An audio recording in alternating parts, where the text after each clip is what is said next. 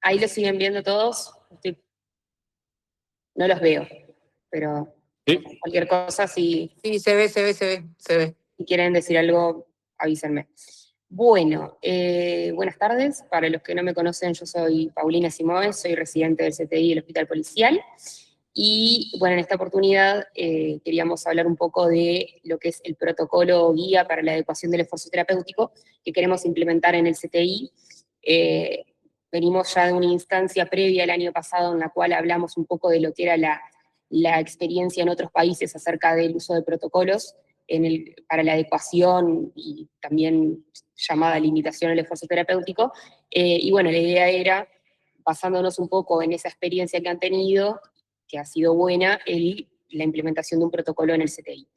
Es un avance, como lo dice la primera diapositiva, porque al ser un protocolo va a llevar varios pasos posteriores y procesos que todavía no han ocurrido, pero bueno, la idea es presentarles un poco de lo que ha sido la referencia bibliográfica para armar este protocolo y bueno, posteriormente pasaremos a esa instancia.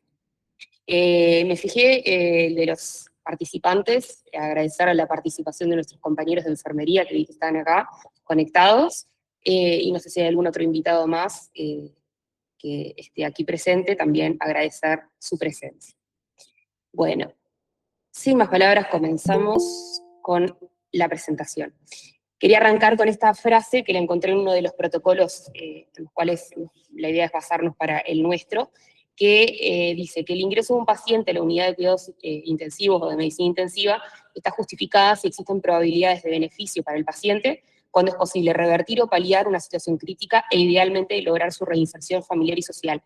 Me gustó arrancar con esta frase más que nada por esto de que muchas veces nos enfocamos en las cuestiones médicas, por decir de una forma, pero también es muy importante ver al paciente como un todo, ¿tá? Y también pensar en lo que es esto de qué paciente se va a ir una vez que esté de alta de la unidad de cuidados intensivos, cómo es su relación y su vínculo familiar, y esta reinserción que no solamente va a ser en el aspecto de lo médico, sino también lo familiar y lo social.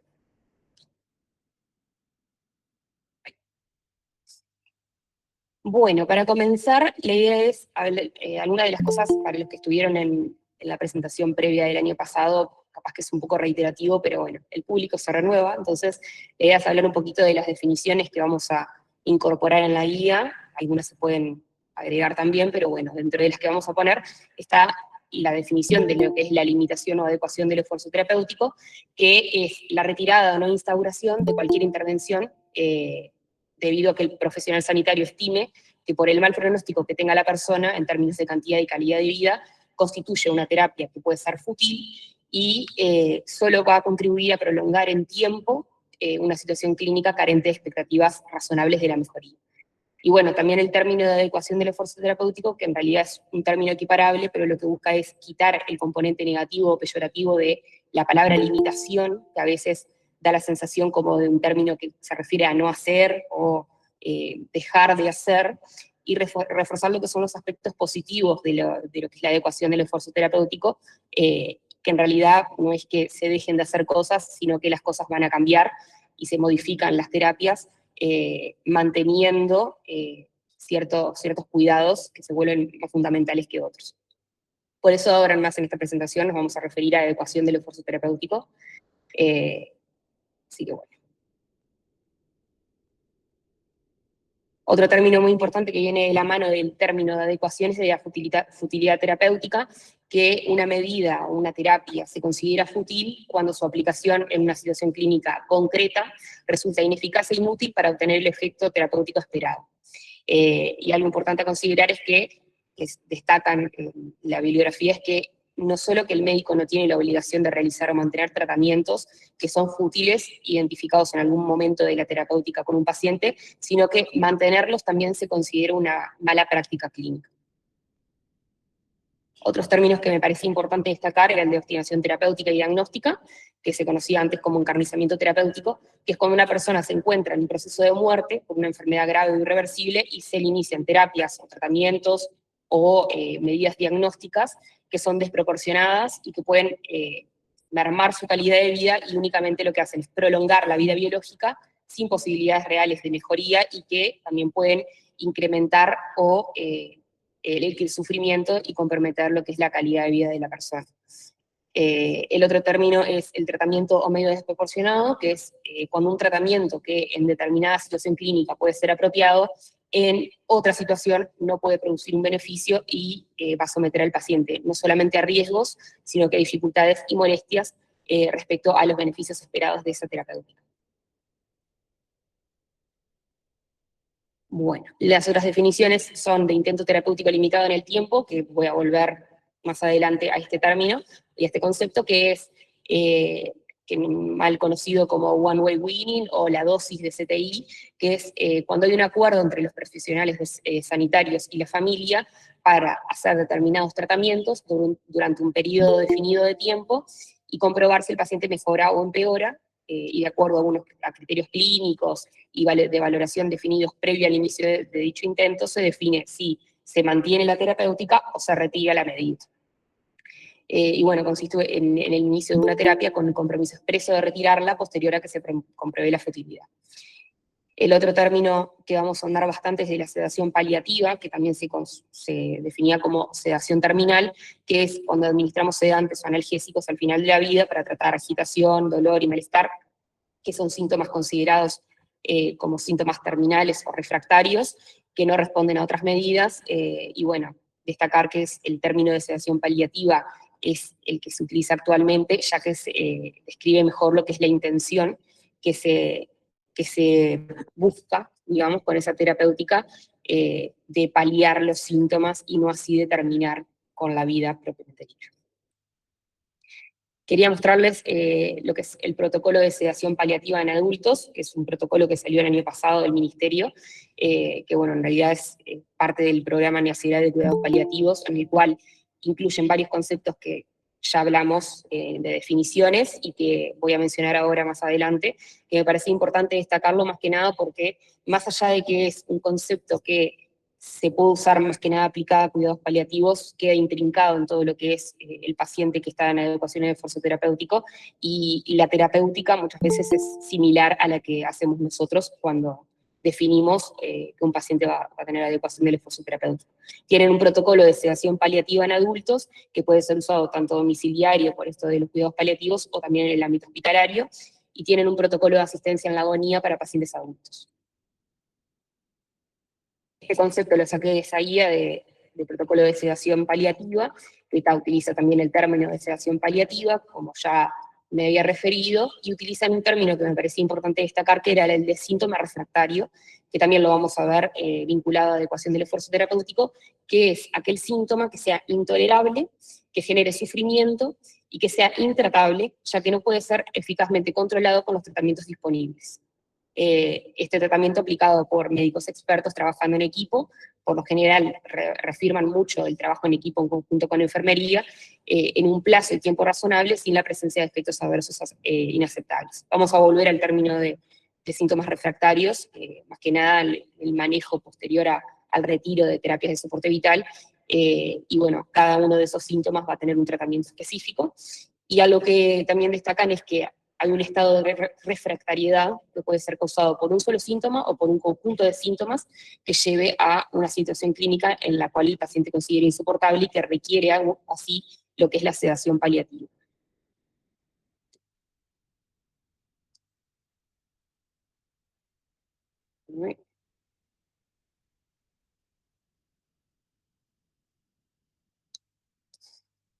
Bueno, otro de los términos que utilizan, que también lo vamos a ver más adelante, es el término de sedación de urgencia ante síntomas refractarios intensos, que gran parte de lo que es el manejo de los síntomas posterior a la adecuación del esfuerzo terapéutico se rigen por lo que es la medicación o indicación de medicación de inducción o en bolos, y lo que es la sedación continua, que es posterior a lograr determinada estabilidad o determinado objetivo con lo que es la sedación de urgencia, se mantiene determinada dosis de los fármacos sedantes.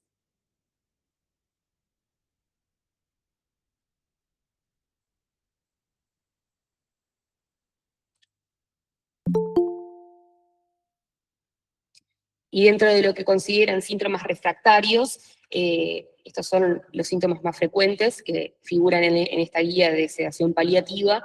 Varios son síntomas que capaz que son más vinculados al área de cuidados paliativos.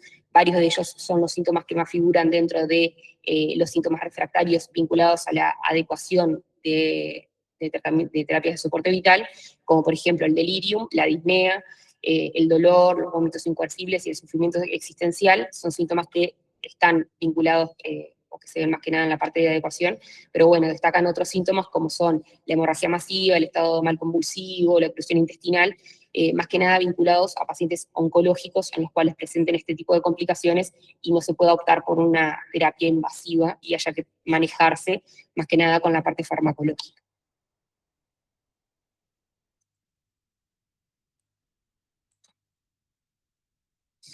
Bueno, y para finalizar la parte de definiciones, algo que me parecía interesante destacar respecto a lo que es la sedación paliativa, es que el paciente debe presentar una enfermedad avanzada, progresiva e incurable, que limita la vida y uno o más síntomas refractarios o un estado de refractariedad que genere el sufrimiento como para que uno considere la sedación paliativa. Es un término que, como acabo de decir, se usa más que nada en este caso del protocolo, en un ámbito de cuidados paliativos, en medio hospitalario, no de cuidados intensivos, pero bueno, dentro de los lugares de aplicabilidad del protocolo estaba el uso en la terapia intensiva, por eso lo agregué. Y es uno de los criterios también para considerar la indicación de adecuación del esfuerzo terapéutico, el partir desde este concepto. Y bueno, yendo un poco a lo que es la protocolización de la adecuación del esfuerzo terapéutico, ahí volví a poner una de las definiciones que tenemos de la limitación, y que por qué es importante protocolizarla, qué tiene de bueno, se puede decir, el tener este tipo de protocolos en una unidad de cuidados intensivos. Y bueno, dentro de los criterios, o lo que implica el tener este protocolo, es establecer criterios, procedimientos y responsabilidades claras y garantizar decisiones éticas compartidas y coherentes con los valores del paciente y del equipo.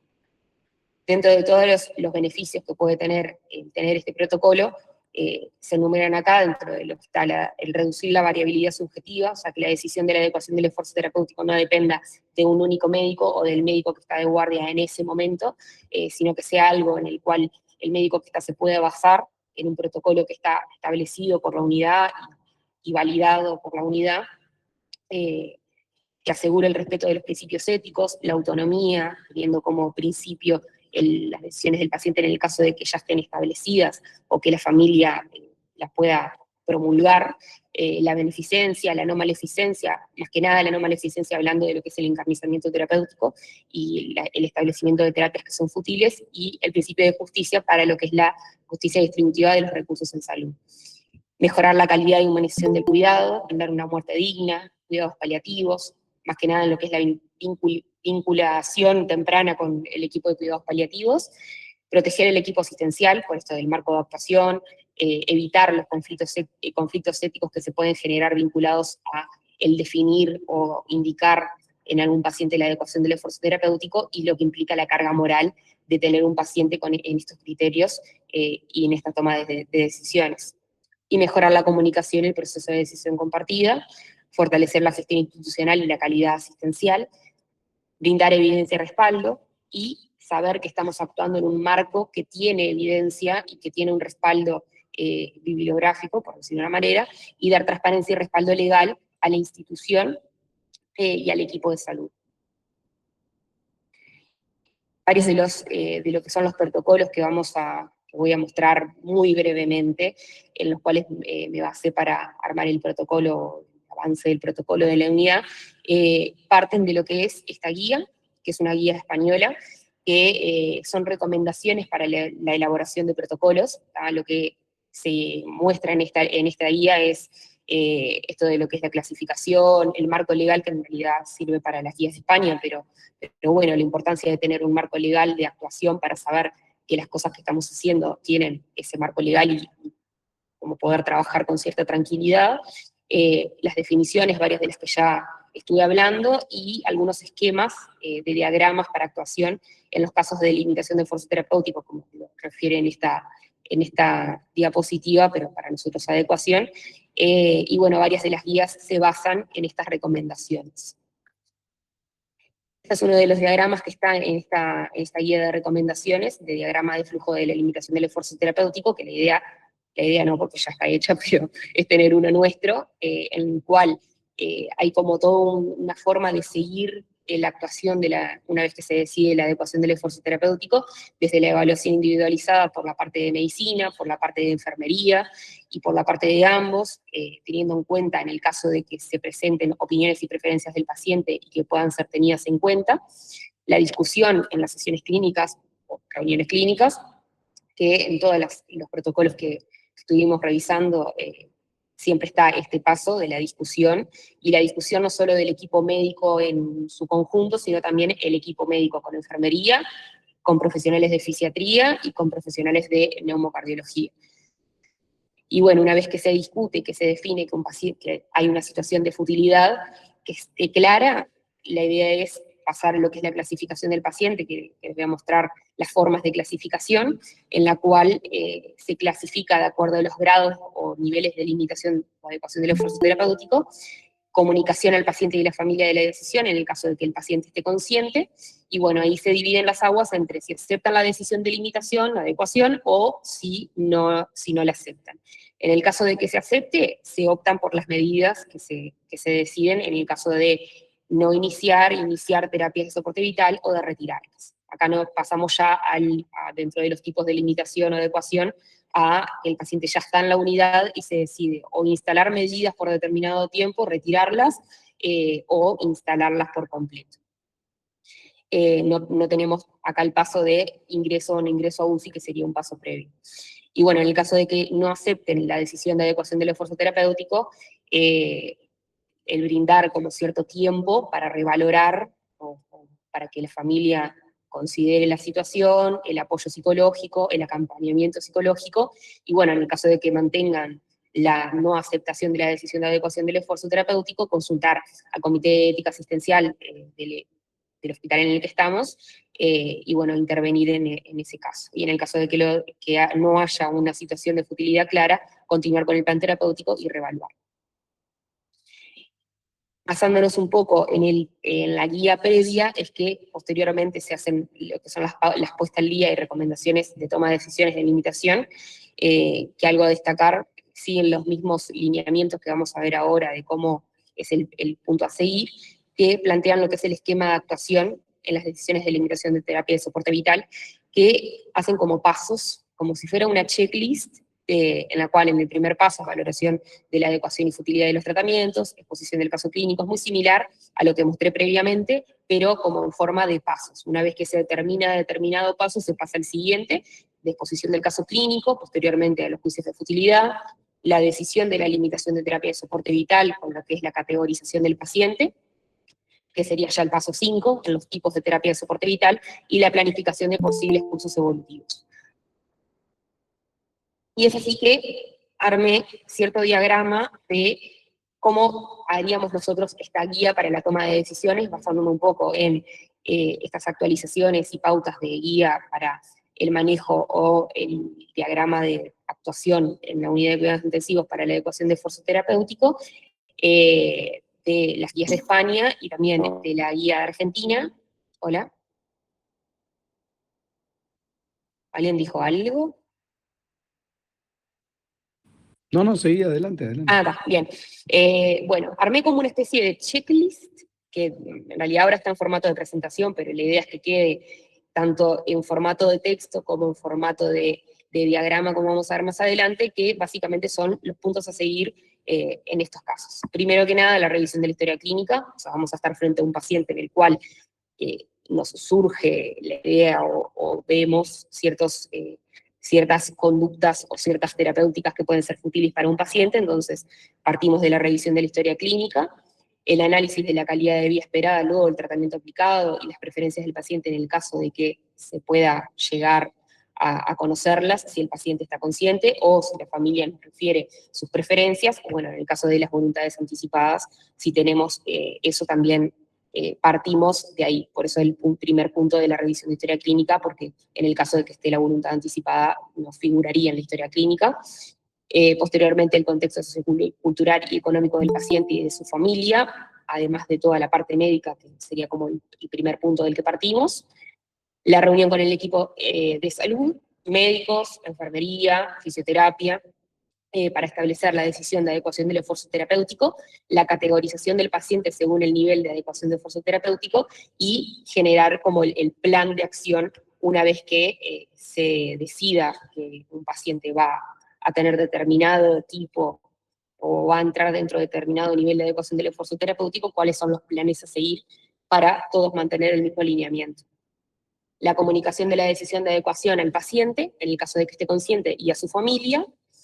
En el caso de desacuerdo o dudas, que algo que se destaca, y que lo destaco más adelante también, que sean dudas o de la comunicación de la parte médica hacia la familia de la decisión de adecuación, o dentro del mismo equipo médico, de que alguien esté en desacuerdo, que alguno de los participantes que esté formando parte del equipo de salud que está atendiendo a ese paciente esté en desacuerdo con la decisión de adecuación, dar un tiempo prudencial para la toma de decisión.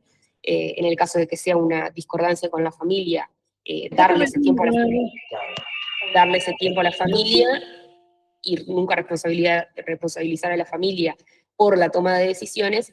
Y algo que destacan es que en el caso de que la discordancia sea en el equipo de salud, cuando es un único integrante del equipo de salud el que está en desacuerdo, algo que sugieren es o que esa persona se aleje del caso, o que no se pueda separar de la atención del paciente, y bueno, en el caso de que hayan más personas, ahí sería una situación en la cual se continuaría con las terapias, con el tratamiento de soporte vital, y se rediscutiría al día siguiente.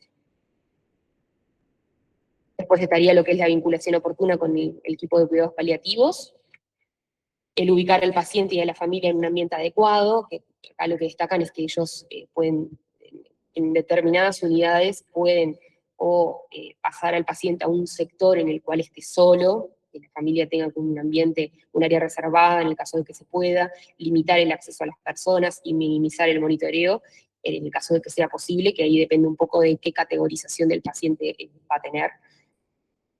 Controlar los síntomas con medidas físicas y farmacológicas, independientemente del nivel de adecuación de esfuerzo terapéutico, siempre la analgesia, la sedación en el caso de que sea necesario, y ajustar las dosis según la respuesta, que es algo que se destaca mucho y que lo voy a reforzar después cuando hablemos un poco de la parte farmacológica, que bueno, se destaca de que no es que se guía por objetivos de dosis, sino que nos guiamos en el caso de la adecuación del esfuerzo terapéutico para el manejo de los síntomas refractarios según la respuesta, según scores clínicos de respuesta, tanto para el dolor o como para la agitación y el delirium, sin tener un techo terapéutico claro, más guiándonos por la respuesta esperada de lo que queremos.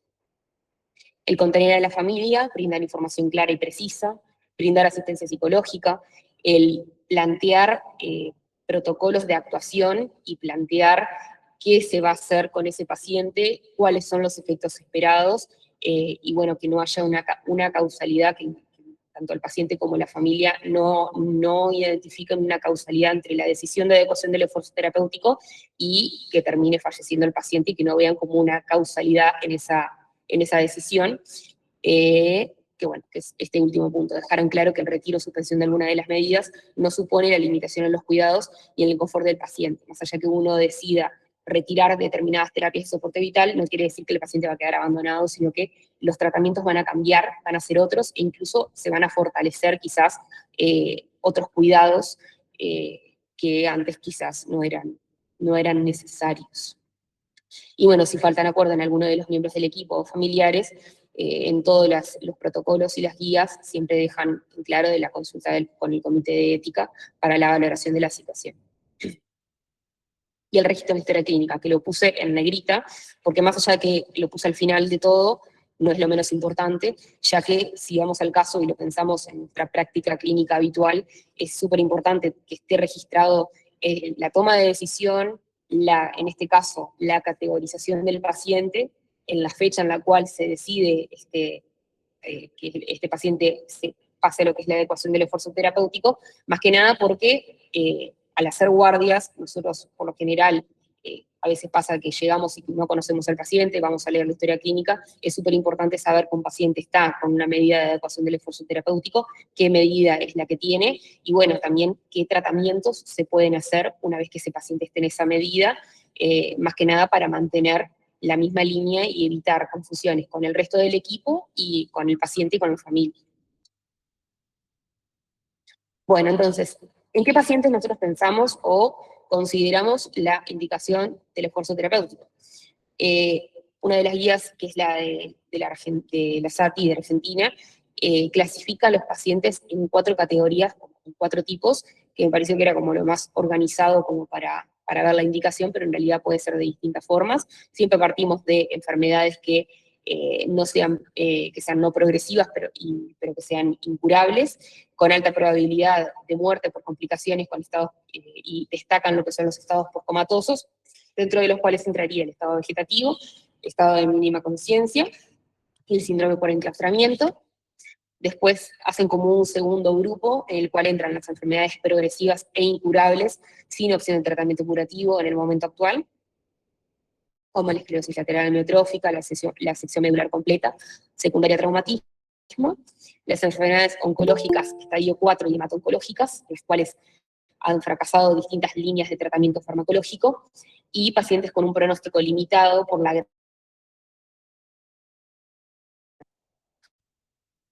Pasando a lo que son los tipos de adecuación, una vez que se decide por alguno de estos criterios que el paciente puede estar recibiendo un tratamiento que sea fútil, o la implementación de un tratamiento puede ser fútil partiendo de estas categorías o de esta clasificación, pasamos a lo que son los tipos de adecuación del esfuerzo terapéutico. Como les había dicho, en realidad el tipo de ingreso a UCI o de no ingreso a UCI, con los recursos e intervenciones propias del área, es un paso que estamos obviando, porque estaríamos haciendo como que ya el paciente ingresó, y acá definimos si se indican las intervenciones propias de tratamiento de soporte vital, algunas terapias que no sean totalmente el tratamiento de soporte vital, como por ejemplo que ingrese pero que no se pueda ventilar, no se le puedan agregar vasopresores, o el agregar estas terapias por un tiempo limitado, que ahora vamos a ver que lo puse también dentro de los tipos de adecuación, o en el caso de que se esté recibiendo tratamientos de soporte vital y veamos que por el tiempo que lleven ya estamos en una situación de futilidad, el retiro de las terapias. Entonces tenemos lo que es el ingreso a UCI con limitación del tratamiento, que sería aplicado por no instauración de terapia de soporte vital, que era esto que les decía, que ingrese, pero que no se ventile, que no se pueda dializar, no se le agreguen vasopresores, y el retiro de la terapia de soporte vital. Algo que quería destacar es lo del intento terapéutico y procedimiento limitado en el tiempo, que es quizás algo de lo que hacemos muy frecuentemente, que es cuando planteamos una terapéutica, sea terapia de soporte vital completa, o sean alguna de las terapias de soporte vital como limitadas, durante un tiempo de acción aceptado, tanto por los profesionales como la familia, teniendo en cuenta lo que es la definición de la situación clínica y el pronóstico, las prioridades del paciente, identificando marcadores objetivos de mejoría de deterioro clínico en un determinado tiempo, el sugerir un periodo de tiempo respuesta y reevaluar los tratamientos limitados en el tiempo y definir las acciones una vez que finalice ese intento terapéutico. En realidad no me voy a detener mucho en este esquema, que también es de la guía para armado de protocolos de España, en el cual ponen los mismos criterios de tipos o diferentes formas de adecuación del esfuerzo terapéutico, que hay distintas formas de agruparlos. En este caso es bastante similar a lo que estuve hablando recién, de no ingreso a UCI por distintas situaciones, pero bueno, la primera situación de no ingresar, después la situación en la cual el paciente ingresa y se decide no instaurar, a priori, es decir, desde el momento que ingresa, se decide que las terapias van a estar limitadas, o a posteriori, después de que el paciente ingresó y que se le brindó toda la terapia total de tratamiento de soporte vital, y en función de la evolución clínica se decide el no instaurar otras medidas o la retirada por una mala evolución clínica. Lo voy a dejar acá, en realidad no me voy a detener mucho porque muestra como algunos ejemplos, como para tener una idea, que también puede estar formando parte de la parte teórica del protocolo, como para guiarnos un poco, pero bueno, es un poco de lo que ya venía hablando de los tipos de adecuación de esfuerzo terapéutico. Y para resumir un poco, tenemos algo que también incluyen en qué pacientes o cómo nos guiamos para decidir los distintos tipos de adecuación, desde la limitación al ingreso, en qué pacientes, por lo general, esto es lo que figura en la guía de Argentina, en qué pacientes consideran o se plantearía una limitación al ingreso, que en realidad es una situación un poco más compleja porque ya depende del paciente que está en puerta, en qué condiciones llega el paciente a puerta de emergencia, en qué condiciones también es trasladado, a veces no depende mucho de la decisión que tengamos nosotros de ingreso o no ingreso, a veces simplemente lo tenemos que ingresar y después se decide una vez que ingresa la aplicación de la adecuación del esfuerzo terapéutico. Después tenemos lo que es el ingreso a UCI sin inicio de terapia de soporte vital o con una terapia de soporte vital por un tiempo limitado. También los criterios a tener en cuenta para determinar esto, y algo que me llamaba la atención como para ponerlo, y que me detengo un poco acá, es cuando se decide lo que es el retiro de la terapia de soporte vital, que algo que ponen y destacan en su protocolo, en el protocolo de Argentina, es hacernos determinadas preguntas una vez que estamos frente a esta situación de un paciente que presenta alguna de estas características, en los cuales estemos con todo el tratamiento de soporte vital completo. La pregunta de si se ha solucionado la causa por la cual ingresó el paciente, si lleva más de 2 drogas vasoactivas durante más de 7 días, si existe uno o más órganos en fallo durante determinada cantidad de días, y el mantenimiento del tratamiento actual, si aportará una mejoría del paciente, siempre partiendo de la base de los distintos criterios como para indicación de adecuación del esfuerzo terapéutico. Y ahora pasamos a lo que es la categorización del paciente. Una vez que nosotros decimos, este paciente se beneficiaría o estamos haciendo terapias que son futiles, vamos a determinar un tipo de tratamiento, terapia de adecuación del esfuerzo terapéutico, pasamos a la categorización, es decir, qué nivel de adecuación del esfuerzo terapéutico nosotros vamos a categorizar a este paciente. Hay distintas formas, estos son algunos ejemplos de algunas de las guías que tenemos. Este es un documento de lo que es el protocolo de adecuación, que en realidad ellos usan el término de delimitación, de un hospital de España, en el cual utilizan distintas categorizaciones de tipos de terapias o de tipo de categorización del paciente, terapias permitidas, terapias restringidas, y la fecha en la cual se decide esta determinación de la categorización del paciente, que algo que se destaca de esta categorización es que es una valoración que es día a día, algo que dice es que este documento es un documento que figura en la historia clínica del paciente, y día a día se discute el tipo de terapia que se decide o el tipo de categorización, pudiendo cambiar entre las distintas terapias que se pueden permitir o que se pueden restringir.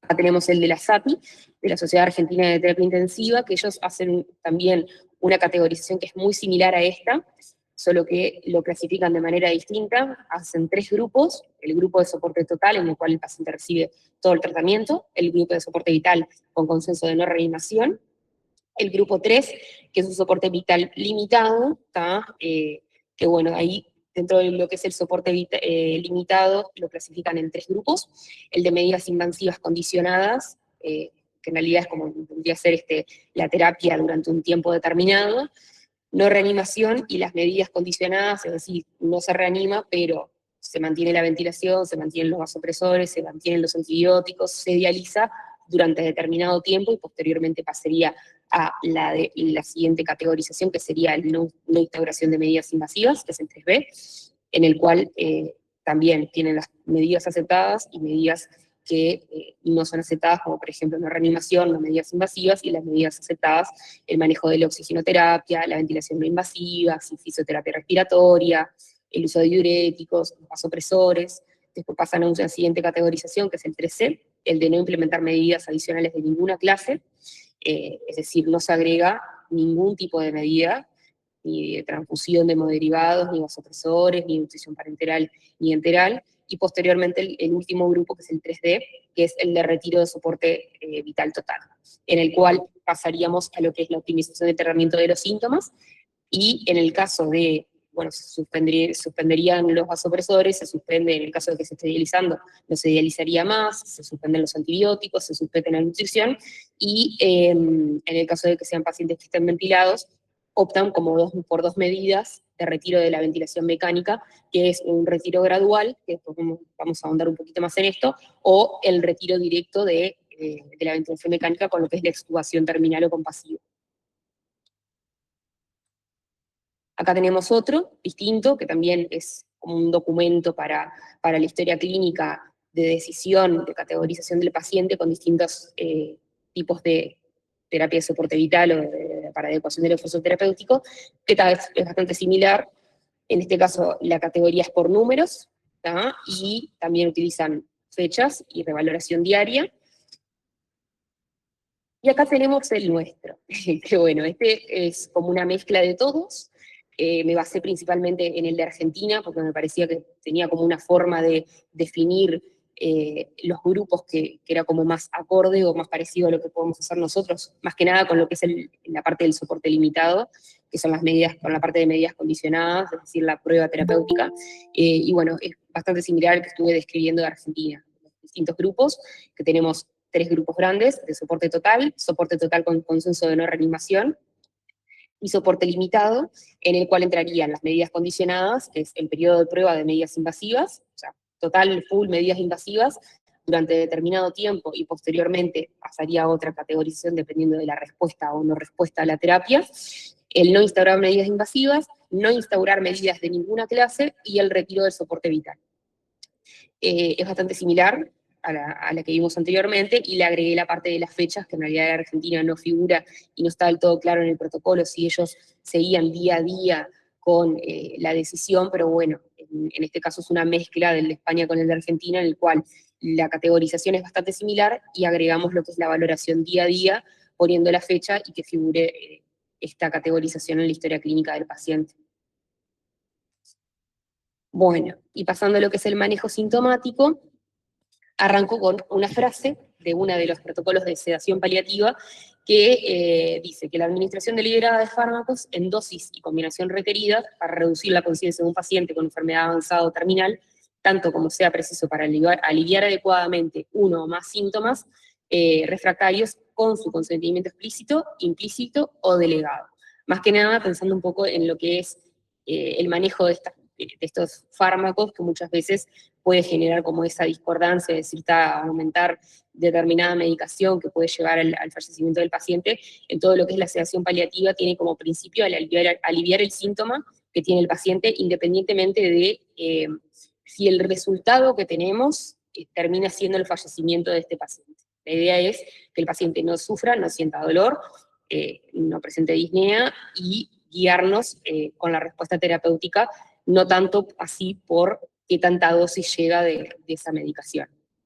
Y ahí entramos en el concepto de los síntomas refractarios, que es un poco lo que estuve hablando al principio, que dentro de lo que es la adecuación, yo cuando hablé de los síntomas refractarios vinculados a la sedación paliativa, incluyen otros síntomas que se ven mucho asociados a determinados tipos de tumores, como era la hemorragia digestiva, las crisis epilépticas, la oclusión intestinal, que bueno, en el caso de lo que es la adecuación del esfuerzo terapéutico, una vez que se decide el retiro del tratamiento de soporte vital, los síntomas son bastante similares a los que figuran ahí en el protocolo de sedación paliativa, pero es como que figuran más que nada 4 síntomas que son como los que se repiten en todos los protocolos, que son el dolor, la disnea, el desasosiego, ansiedad, agitación, delirio dentro de un mismo grupo, y las secreciones respiratorias o el mal manejo de secreciones. Y bueno, dentro de lo que es el tratamiento para este tipo de terapias, arranco por el manejo de los síntomas viéndolo desde el síntoma, y también hay otra forma de el manejo de los síntomas viéndolo desde los distintos fármacos que podemos usar con distintos niveles farmacológicos. Entonces, yendo a lo que es el dolor, siempre el fármaco que se opta o se prefiere para el manejo del dolor son los opioides, principalmente la morfina, a dosis que en realidad estas dosis acá, que figuran acá, las saqué de uno de los protocolos de sedación de un hospital de España, y alguna de las dosis lo saqué del protocolo de sedación de acá de Uruguay, el que les mostré al principio, que se definió el año pasado. Y bueno, hay dosis que son muy variables. Lo que destaca en realidad es esto que les digo de que no hay un techo terapéutico, más allá de que creo que en algunas partes pongo como una dosis máxima diaria, en todo se refieren a que más allá de que podemos tener como una dosis máxima a la que más allá de esa dosis se pueden generar ciertos efectos adversos más frecuentes, no hay un techo terapéutico, es decir, nosotros nos vamos a guiar siempre por la mejoría del síntoma que presenta el paciente. Entonces, en el caso del dolor se prefiere siempre arrancar por los opioides, por lo general se arranca por los opioides, prefiriendo la morfina, con vía de administración o subcutánea o intravenosa, la que se pueda en ese momento, y el seguimiento de la evaluación de la respuesta según la escala visual analógica, EVA del dolor, o el EPS, que es el Behavioral Pain Scale.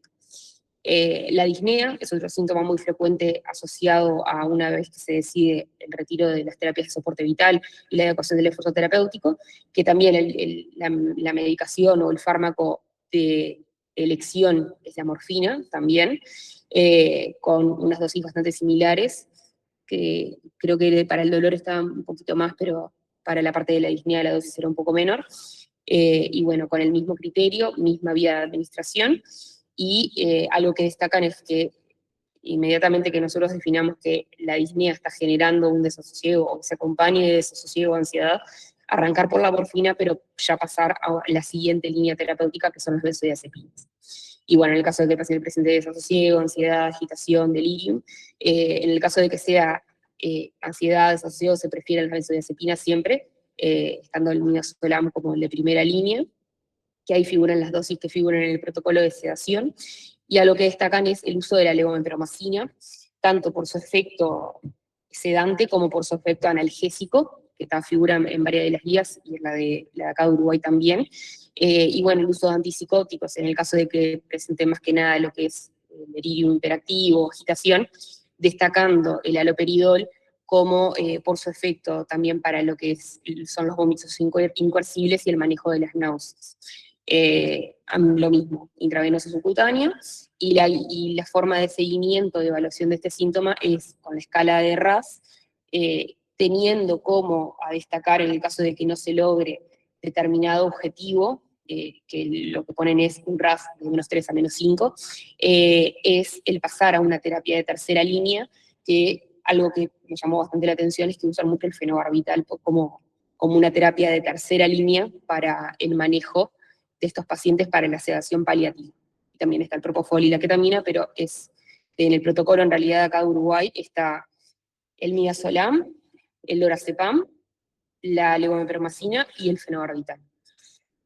Y después tenemos el manejo de secreciones respiratorias, que algo que en realidad el fármaco que más figura es el uso de la buscapina, el bolo, luego de mantenimiento, que también se puede hacer de infusión continua, y bueno, el manejo con aspirado de secreciones, en el caso de que sean muy abundantes, que se puede hacer de manera ya coordinada, y bueno, ahí que dejé lo de la bomba de infusión continua en el caso de que haya persistencia de secreciones, pese a la administración reglada de buscapina y pese a las aspiraciones por turno.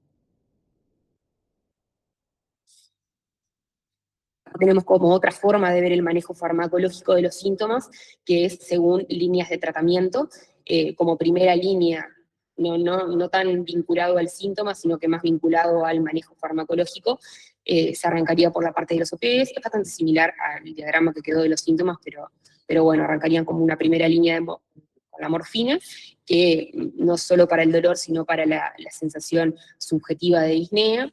La segunda línea, las benzodiazepinas, como midazolam, la primera opción, y posteriormente, también dentro de la segunda línea ponen a los neurolépticos, al haloperidol, quetiapina, levomepromacina y clorpromacina, más que nada en casos en los cuales haya una dificultad para diferenciar el delirium del síndrome confusional agudo secundario a opioides y benzodiazepinas, un uso combinado de benzodiazepinas con neurolépticos, y como tercera línea, los anestésicos.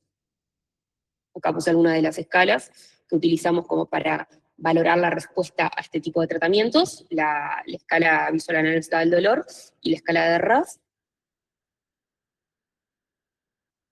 Y algo que me pareció interesante destacar, más allá de que no voy a entrar en detalle, porque es un tema polémico, es el tema de la sensación que a veces genera en el paciente o en la familia, estos términos que no son para nada equiparables, que son de la sedación paliativa con la eutanasia.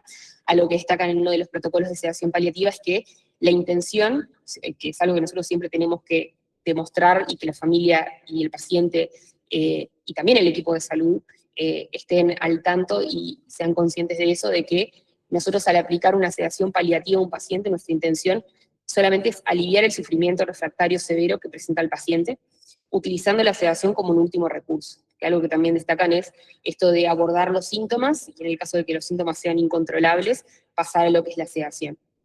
El objetivo no es terminar con la vida del paciente, sino que es administrar y titular los fármacos hasta alcanzar el alivio del paciente, guiándonos por la respuesta, y que administramos la dosis necesaria para inducir una sedación adecuada y alcanzar el confort, y una vez alcanzado utilizaríamos dosis más bajas, siempre y cuando el paciente mantenga ese objetivo de respuesta terapéutica. Si no, mantenemos la dosis a la cual llegamos, y bueno, con la consecuencia que siempre puede ser el fallecimiento, que nosotros es algo que tenemos que dejar en claro a la familia, que el paciente va a fallecer por la severidad o la gravedad de la enfermedad que presenta, y no así por la medicación que nosotros estamos administrándole para el alivio sintomático y el confort. Bueno, esto mismo. ¿Está? El no generar o no dar lugar a que se genere una causalidad entre la sedación paliativa y el fallecimiento del paciente. Bueno, esta es de otra de las guías, a las cuales hay como un diagrama, desde que tenemos un paciente con sospecha de un síntoma refractario, si existen otras opciones terapéuticas que puedan aliviar el síntoma o el problema que presenta el paciente, según el nivel de conciencia, si el paciente nos puede referir cuál es el síntoma que tiene, valorar ese tratamiento, y en el caso de que no, pasar recién a lo que es la sedación. Asegurarnos de compartir la decisión con el equipo, informar a la familia, el consentimiento del enfermo o de la familia, en el caso de que no pueda responder o que no esté consciente, el registrar el proceso de la toma de decisión en la historia clínica, registrar los aspectos de los procedimientos en la historia clínica, y una vez que nosotros logramos como determinado alivio u objetivo clínico, ver si podemos optimizar un poco más el tratamiento, basándonos en cuál sería, o si podemos identificar cuál es el problema o qué es lo que está generando esta agitación o esta situación en el paciente, yendo a síntomas que pueda tener, como la disnea, hemorragia, dolor, delirio. Acá otro cuadro más. En realidad la idea es que se quede dentro de la parte del protocolo para tener una guía de medicación, de qué fármacos usamos, a qué dosis lo usamos, o cómo hacemos lo que es la inducción, la medicación de rescate, la medicación de mantenimiento, la titulación del tratamiento, que en realidad acá figuran unas dosis, pero como les había dicho, no nos guiamos tanto por el llegar a una dosis determinada, o si llegamos a una dosis paramos la terapéutica, sino que más por los síntomas que presenta el paciente. Lo que se destaca de la titulación en realidad es que ante determinada dosis es que empiezan a haber otros efectos que pueden ser no beneficiosos para el paciente, y en esos casos se decidiría pasar a otra terapéutica. Y bueno, destacar, que ahí agregué el fenobarbital, es que con lo que es la sedación paliativa, la medicación de elección siempre es el midazolam, pasando en el caso de que no se logre una adecuada sedación, se puede usar como terapia adyuvante, usar al mismo tiempo con lorazepam o cambiar al lorazepam, y en el caso de que no se logre una adecuada sedación, se suspenden ambas terapéuticas, tanto el midazolam, lorazepam o ambos, y se pasa el fenobarbital. Acá otro cuadro de asociación de síntoma con fármaco.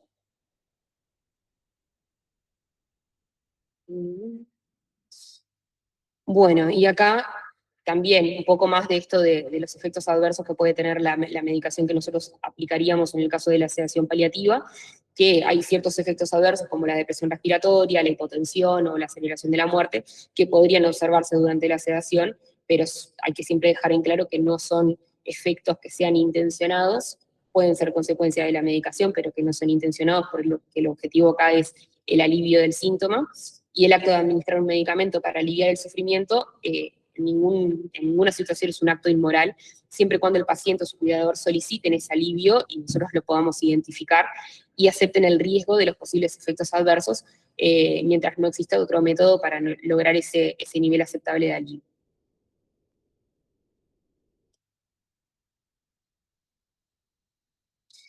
Ahora, pasando a lo que es el retiro de las terapias de soporte vital. Me voy a enfocar más que nada en lo que es el manejo de la vía aérea, porque bueno, en el caso de que sea retiro, por ejemplo, de los vasopresores, suspensión de vasopresores y retiro de terapia de soporte renal, no se dializa. En el caso del retiro del manejo ventilatorio o de la ventilación mecánica, es un tema que lleva a determinadas controversias, más que nada porque tenemos como dos formas de hacerlo, se podría decir. El retiro de la ventilación mecánica puede, bueno, hay un error de tipeo, puede ser un retiro progresivo de la ventilación mecánica, con una disminución de forma escalonada de la fracción inspirada de oxígeno, con determinado volumen tidal, sin presión de soporte ni PIP, que en este caso ahí yo lo puse como cuál sería el objetivo final del retiro de la ventilación progresiva, que bueno, en realidad lo que dicen es hacer una dosis puntual o de morfina o de sedación de acuerdo a cómo se presenta el paciente, si presenta algún síntoma refractario, y posteriormente comenzar ese descenso guiándonos por cómo lo vaya tolerando el paciente. Y en el caso de que haya alguna situación de intolerancia o porque el paciente presente disnea o mal manejo de secreciones y demás, ir tratándolo a la par de que vamos retirando de manera progresiva la ventilación mecánica. ¿Qué ventajas tiene el optar por este manejo de la vía aérea? Que se evitan signos de obstrucción de la vía aérea. Bueno, otro error de tipeo, perdón. Que bueno, se evitaría lo que es, en el caso de que sea un paciente que presente muchas secreciones respiratorias, el mal manejo de secreciones o la presencia de disnea. Y dentro de los inconvenientes de este manejo de la vía aérea es el tiempo de fallecimiento, que puede ser muy variable, desde horas a días, y es algo que puede llevar a lo que es el aumento de la ansiedad, tanto del paciente, en el caso de que esté consciente, o de su familia, de él, al prolongarse esta situación, generando ansiedad y angustia en los familiares, y retrasando el proceso del duelo. Y bueno, algo importante en el caso, no es que una terapia, un manejo de la vía aérea sea mejor que otro, ahora voy a pasar al siguiente tipo de manejo, pero bueno, lo importante a destacar es que siempre hay que informar a la familia el plan de acción y la duración previsible de esta modalidad, o sea, decirles que puede que dure, puede que demore mucho, ya que a veces, una vez que se decide o se comunica a la familia la decisión de adecuación del esfuerzo terapéutico, hay como una causalidad de que esperan que el paciente fallezca enseguida, y muchas veces lleva justamente a mayor angustia y mayor ansiedad el ver que esto se prolonga.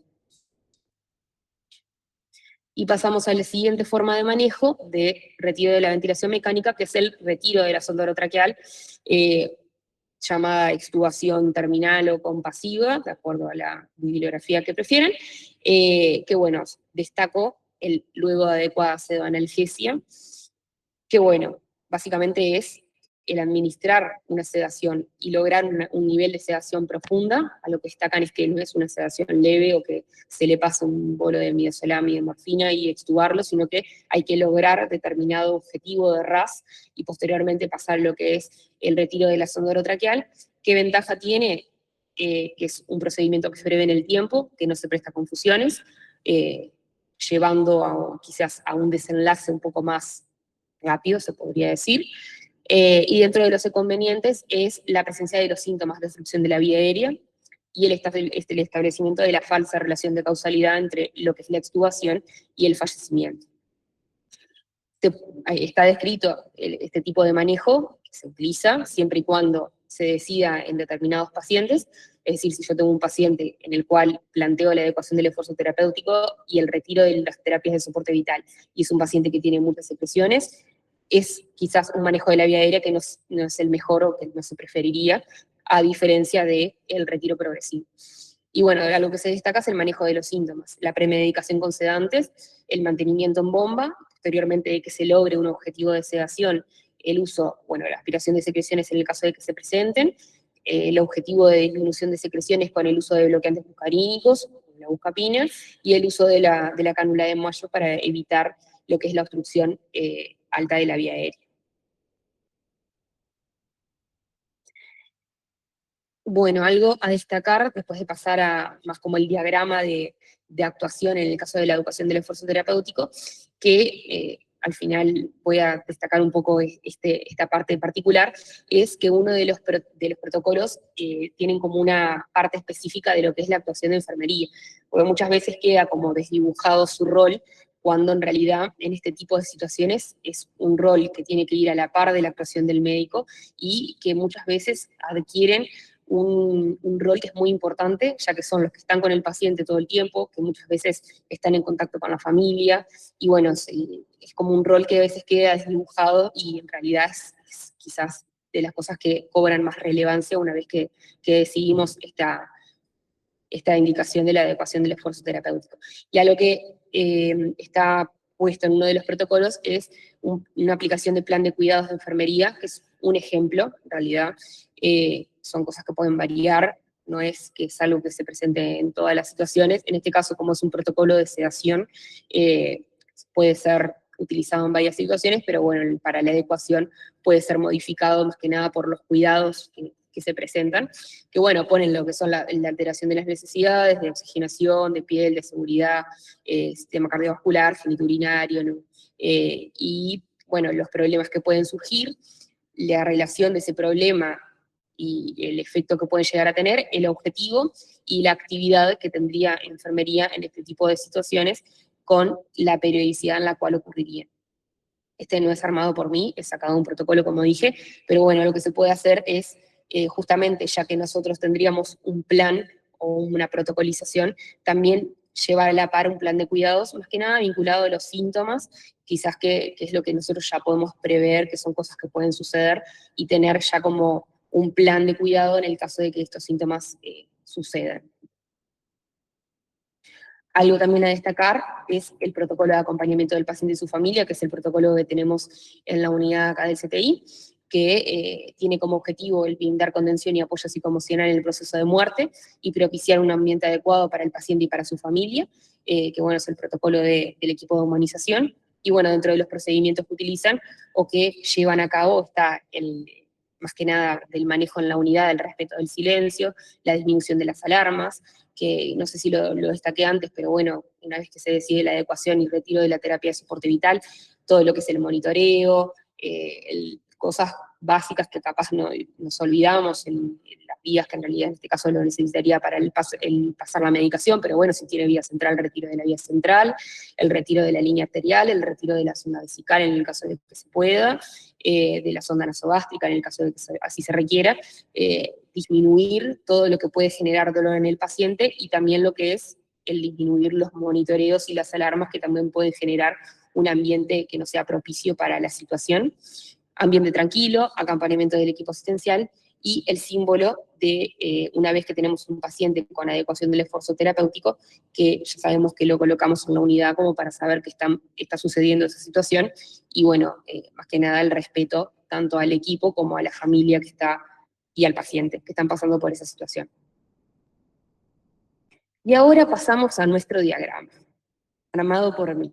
Así que se aceptan sugerencias en el caso de que se quieran cambiar alguna cosa, obviamente puede pasar por distintos pasos posteriores, pero bueno, es un diagrama similar al que les mostré hoy, que capaz que ya perdí algún concurrente de la reunión, que bueno, la idea es hacer como un diagrama de pasos a seguir una vez que se decide la adecuación del esfuerzo terapéutico, partiendo por que estamos con un paciente que está ingresado en UCI, candidato a adecuación del esfuerzo terapéutico, y para comenzar, la evaluación individualizada, revisión de la historia clínica, dando un check una vez que lo hacemos, valorar todo lo que son las indicaciones de adecuación del esfuerzo terapéutico, partiendo por el paciente con determinada edad, con determinadas patologías previas, que ahí está la categorización que les había puesto antes de los 4 tipos de pacientes, por decirlo de una manera, de enfermedad no progresiva pero incurable, enfermedad progresiva e incurable, oncológicos sin respuesta al tratamiento, pronóstico limitado por la gravedad de la enfermedad, valorar y considerar las preferencias del paciente, directivas anticipadas, la calidad de vida esperada en el contexto sociocultural, y una vez que valoramos todo eso, reunión clínica, médicos, enfermería, fisioterapia, y coordinación en el caso de que justo no sea un horario de reunión clínica, sobre la decisión de adecuación del esfuerzo terapéutico. ¿Hay un caso de futilidad clara? En el caso de que no, continuar con el tratamiento terapéutico y reevaluar. En el caso de que sí, y acá un breve paréntesis, en el caso de que alguno de los profesionales implicados plantee problemas de conciencia o esté en desacuerdo, el buscar alternativas dentro del equipo.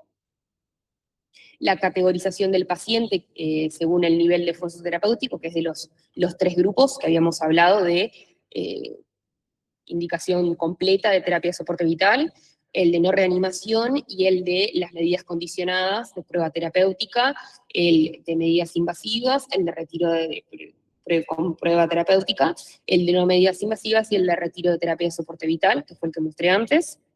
La comunicación de la decisión de adecuación al paciente en el caso de que sea posible y a su familia, y brindar la contención y el apoyo psicológico.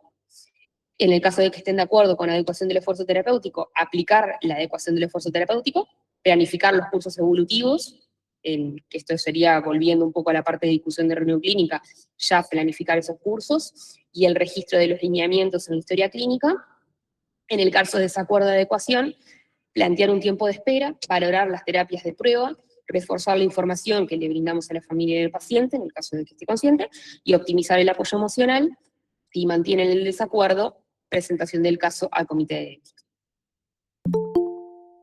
Tenemos otro diagrama que es de manejo sintomático del paciente bajo adecuación del esfuerzo terapéutico con síntomas refractarios, salteándonos la parte de determinar cada uno de los síntomas. En el caso del paciente presente desasosiego, disconfort, pasar directamente a la administración, que en este caso puse estas dosis, que las dosis que figuran en esta parte de acá, algunas son dependiendo de si el paciente recibió previamente este tipo de fármacos, si estaba con opioides o con benzodiazepinas, que se arranca con una dosis un poco más alta, y en el caso de que no haya estado con esta medicación es una dosis un poco más baja. La que figura acá es en el caso de que no haya estado con esa medicación, las dosis de inducción y la dosis de mantenimiento en el caso del midazolam. Y bueno, en el caso de que el paciente presente ese desasosiego, pasamos directamente a esta administración. En el caso de que podamos identificar cada uno de los síntomas, lo vamos tratando de acuerdo al síntoma que presente el paciente. Para el dolor, el uso de morfina; para la disnea, también el uso de morfina; para la agitación y ansiedad, el uso de midazolam, el uso de levomepromacina. En el caso de secreciones respiratorias, la buscapina, la aspiración de la vía aérea, ¿tá? Y también, no lo dejé acá, pero bueno, guiarnos por los scores clínicos. En el caso del dolor, el score de el escala de EVA, el BPS; en el caso de la agitación o ansiedad, guiarnos por el RAS, y reevaluar, adecuando el control cinemático según el objetivo de RAS, la ausencia de disnea, la agitación o el mal manejo de secreciones. Algo a destacar, que no le dije, los bolos de inducción y de mantenimiento, creo que quedaron acá escritos en las diapositivas. Siempre se prefiere hacer un bolo de inducción hasta lograr determinado objetivo, tanto para lo que es la parte de la analgesia como la sedación, y posteriormente bomba de infusión, y en el caso de que, estando con la bomba de infusión continua, presenten alguno de estos síntomas de nuevo, se hacen nuevamente los bolos de inducción y se aumenta la dosis de la infusión. Y en el caso de que sea una sedación que sea refractaria al tratamiento, con midazolam, con levomepromacina, pasar a una terapia de un tercer nivel, que sería con propofol o con fenobarbital, que son los que más figuran. Ahora lo que es la retirada del soporte ventilatorio, lo último. Siempre comunicar la decisión al paciente y a la familia, siempre comunicar las posibles complicaciones y los cursos de acción, porque una de las cosas que genera mucha ansiedad en la familia y en el paciente es el cambio de directiva a medida que está sucediendo lo que nosotros estamos haciendo. Priorizar el confort, y bueno, siempre destacar y tanto tener uno en claro y el resto del equipo, y poder transmitirle eso a la familia y al paciente, de la ausencia de causalidad entre la medida de retirada de tratamiento de soporte vital y el fallecimiento del paciente. Que tengan en claro que la decisión de retirada es por un juicio de futilidad hacia el paciente, y que en el caso del fallecimiento va a ser por la gravedad o por la situación clínica que presenta el paciente en sí. Entonces, tenemos dos opciones: la opción de extubación terminal o compasiva, con determinados criterios de selección, que ahí lo que puse es dentro de los que, en el caso de que se decide la extubación, como criterios que se tienen en cuenta para decidir este tipo de retirada de soporte vital ventilatorio, que es la ausencia o escasas secreciones respiratorias, o en el caso de que las tenga con adecuado manejo, la administración de una premedicación, logrando una sedación profunda previa, que es algo distinto al otro tipo de retirada de soporte vital ventilatorio, en el cual lo que se busca es más el confort del paciente y no tanto que esté completamente sedado. Y bueno, lo que se hace es la inducción con morfina, la inducción con midazolam, y también que no sería como una inducción, pero sería también la administración de buscapina. Bolo, luego bomba de difusión continua, el aspirado de secreciones, el esperar a irregular el confort con el objetivo de sedación, proceder a la extubación, y después el manejo con oxigenoterapia en el caso de que se considere, no es algo que en realidad de los protocolos que figure siempre, pero en el caso de que se quiera mantener la oxigenoterapia se puede hacer, en el caso de disnea la morfina, en el caso de disconfort midazolam, en el caso de secreciones el aspirado de secreciones y el uso de buscapina, y en el caso de presentar estertores, algo que destacaba una de las guías era el uso de dexametasona, y bueno, de obstrucción en la vía respiratoria alta, el uso de la cánula de Marco también estaba como dentro de la parte de protocolización de la extubación con pasivo terminal. Y después lo que es el retiro progresivo de la ventilación mecánica, dentro de los criterios de selección, las secreciones respiratorias abundantes, con alto riesgo de aumento del trabajo respiratorio. Es un paciente que ya nosotros previo a la decisión vemos que tiene muchas secreciones y sabemos que probablemente presente un mal manejo de las mismas, se optaría por el retiro progresivo de la ventilación mecánica. Una premedicación que, como decía, el objetivo es una pseudoanalgesia que asegure el confort. Y bueno, los criterios para poner el ventilador con determinado volumen, la reducción gradual de la FiO2, de la presión de soporte y de la PIP, logrando ese objetivo de 0 soporte, 0 PIP, FiO2 de 21%, y cada 10-20 minutos, según el confort, ir revalorando, o sea, que no sea el bajar de golpe, sino que ir bajando y ir valorando de acuerdo a cómo el paciente lo va tolerando, y en el caso de que haya o disnea o algún tipo de disconfort, ir administrando la medicación necesaria y tratar los síntomas.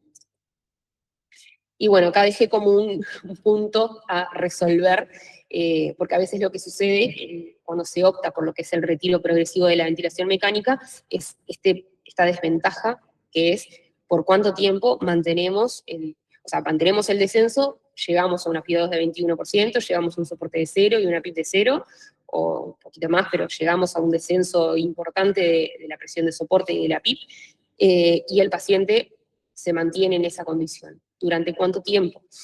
Algo que se propone en algunos casos es el pasar a la extubación terminal, es decir, poner un periodo de tiempo de mantener ese retiro o mantener esa ventilación durante determinado tiempo, después pasaríamos a lo que es el tubo en T, y en el caso de que se mantenga por determinado tiempo, el pasar a la extubación terminal.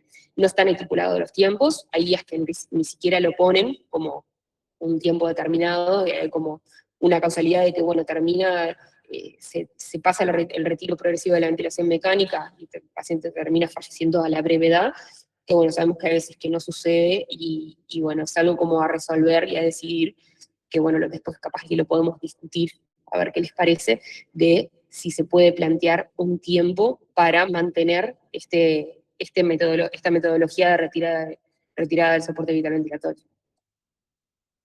Y bueno, en el caso de no fallecimiento, agonía prolongada o supervivencia del paciente, ¿qué hacemos? Que es algo que pasa a veces.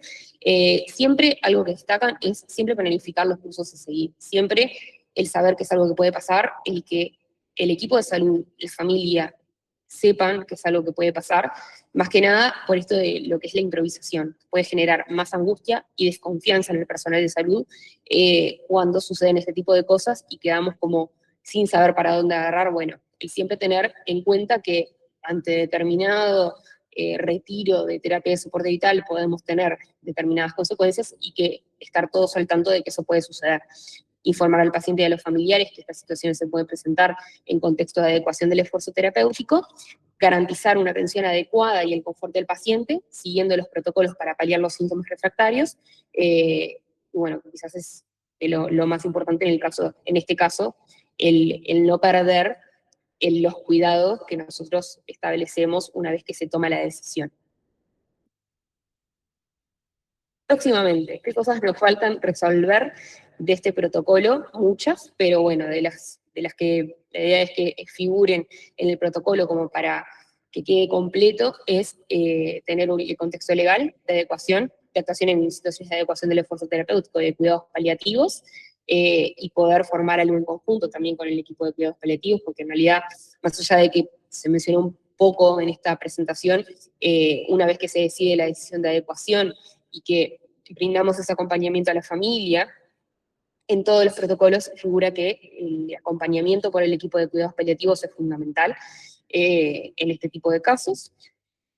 La parte de enfermería, fisioterapia y neumocardiología, que era lo que quería ahondar un poquito más después, más que nada el indagar cómo perciben su actuación. Nosotros el año pasado, vinculado al tema de la adecuación del esfuerzo terapéutico, se hizo una encuesta, más que nada en la parte médica, que se presentó en el Congreso de Medicina Intensiva, en el cual se definió un poco cómo el equipo médico se entendía y cómo se identificaba en estas situaciones de adecuación del esfuerzo terapéutico y cómo eran estas decisiones, y bueno, me parecía que capaz que, más que nada para poder armar este protocolo, que lo podemos hacer en conjunto con los equipos de enfermería, de fisioterapia y de neumocardiología, el indagar mediante una encuesta o algo que se pueda hacer para ver cómo perciben su actuación y su rol en este tipo de situaciones, para poder planificar los cursos a seguir. Y la presentación al comité de ética para que nos apruebe básicamente el protocolo. Y para terminar, voy a terminar con la misma frase que terminé el año pasado, que me parece que no es una frase, es un fragmento con el cual termina el protocolo de adecuación del esfuerzo terapéutico de la Sociedad Argentina de Terapia Intensiva, que dice que es fundamental que el profesional de salud que va a realizar el proceso de comunicación de tratamiento al final de la vida pueda comunicar el proceso de forma grupal, teniendo una estrategia de acción y sobre todo entendiendo sin ninguna duda que es la mejor opción o la más acorde para la realidad del paciente y de su familia. Fin. Bueno, muy buena la presentación, muy buena la presentación, la verdad me gustó mucho, Paulina, pero yo por lo menos tengo muchas cosas para decir al respecto. Pero creo que son temas que hay muchas cosas que tenemos que discutir entre varios, ¿no? Entre todo el equipo, pero y hay cosas que son como adecuadas a nuestro CTI. Vamos a arrancar del inicio. Yo en un momento tuve la duda si no cortarte, pero bueno, preferí respetar que hicieras toda la presentación. Espero no olvidarme de nada de lo que quiero decir, pero vamos a arrancar por el principio. Muchas veces nosotros nos pasa que nos solicitan que veamos pacientes o ingreso a CTI, pacientes que en realidad no tienen indicación a veces de entrar, pero hay una realidad, si bien creo que el hospital ha mejorado mucho con el sistema que tiene de cuidados paliativos, muchas veces nos enfrentamos a que hay pacientes que están en una situación donde están sufriendo, donde es una enfermedad que realmente lo lleva a una gravedad o a una situación irreversible y que en piso realmente están sufriendo. Y no hay mucha chance de que ese sufrimiento de repente a la 1, 2 de la mañana, ¿verdad?, se le esté haciendo morfina subcutánea, y vemos situaciones que nos ha pasado como médicos de guardia de asistir a situaciones de horror en que el paciente está siendo consciente que está agonizando, que está en una situación irreversible. Y ahí yo creo que podría diferenciar como dos caminos. De repente, un camino en el cual son enfermedades que son, digamos, ya, por ejemplo, situaciones de neoplasias avanzadas, ¿verdad? Y otras situaciones donde no está tan claro o de repente no hay nada en la historia. Y yo creo que en muchos casos podemos, si en caso de neoplasias avanzadas y eso, cuando vos podés hacer analgesia en piso, me parece que no se justifica entrar al paciente. Pero en nuestro CTI, que tenemos la ventaja de que en general tenemos capacidad, a veces es preferible llevarte al paciente y hacer analgesia controlada y sedación en la unidad que estar yendo a piso a ir a hacerlo, ¿verdad? Y si bien no es la función nuestra de ser paliativistas, muchas veces terminamos haciendo esa asistencia de paliativos porque en realidad somos los que estamos más capacitados y más acostumbrados a asumir situaciones irreversibles donde el control de la sedación y analgesia la hacemos nosotros, porque no la va a hacer más nadie.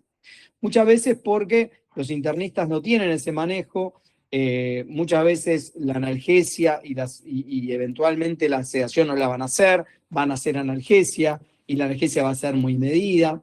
Y entonces a veces exponemos a los pacientes a situaciones de sufrimiento al final de la vida que no tiene sentido. Entonces me parece que hay situaciones en las cuales nosotros podemos actuar y yo creo que el servicio no lo ve como algo negativo el hecho de que ingrese el paciente, ¿verdad?, para acompañarlo en esa situación. No digo situaciones extremas donde ya está hablado, donde ya figura en la historia, creo que no es esa situación. Pero otras situaciones creo que a veces es preferible ingresar al paciente, ¿verdad?, y ayudar en el bien morir, ¿verdad? O sea, acompañarlo en esa situación. Otro tema es que nosotros, la situación de cada paciente, como siempre Sergio dice, se analiza día a día y cada día nosotros planteamos la situación porque muchas veces varían las situaciones de los pacientes. A veces un día lo vemos de una manera, al otro día el equipo lo puede ver de otra y tenemos que tener esa capacidad de volver a reflexionar sobre la situación del paciente y ver en qué situación estamos y cuánto tenemos que hacer, si seguimos adelante con sedación y analgesia. Y eso a veces implica el trabajo de todo el equipo y es muy importante cómo nosotros manejamos la comunicación con la familia. Porque eso puede llevar a que, bueno, pero ayer me dijeron una cosa y me dicen otra. ¿Tá? Entonces es muy importante el trabajo del equipo y tener una coherencia por eso es importante la reunión clínica ahí para seguir la coherencia de hacia dónde vamos y qué estamos dispuestos nosotros a hacer o a no hacer. Eso me parece que es algo que lo tenemos que tener presente, que no es algo que uno toma una decisión, está tomada la decisión, como ayer se decidió no seguir, está limitado, quedó limitado. No, porque de repente la situación cambió, el paciente que no se despertaba, de repente se despierta, ¿verdad? Eso es otra cosa que por eso me parece que es importante tenerlo presente, el hecho de todas las veces discutirlo.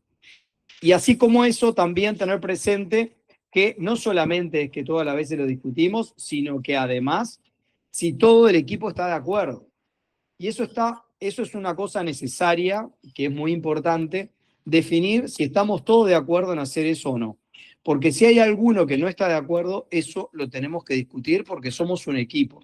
Y acá la decisión no la toma solamente la jefatura, no la toma solo la coordinación, sino que ese es el sentido de la reunión clínica, que como equipo nosotros estemos de acuerdo en lo que vamos a hacer, ¿verdad? Y que estamos convencidos. Y me parece bueno esto que traes de que enfermería de alguna manera también participe.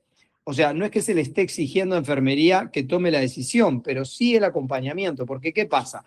Muchas veces, como médico de guardia, a uno le ha pasado que está con un paciente y enfermería, por ejemplo, te cuestiona, dice, bueno, ¿qué están haciendo con este paciente? ¿Por qué se sigue adelante?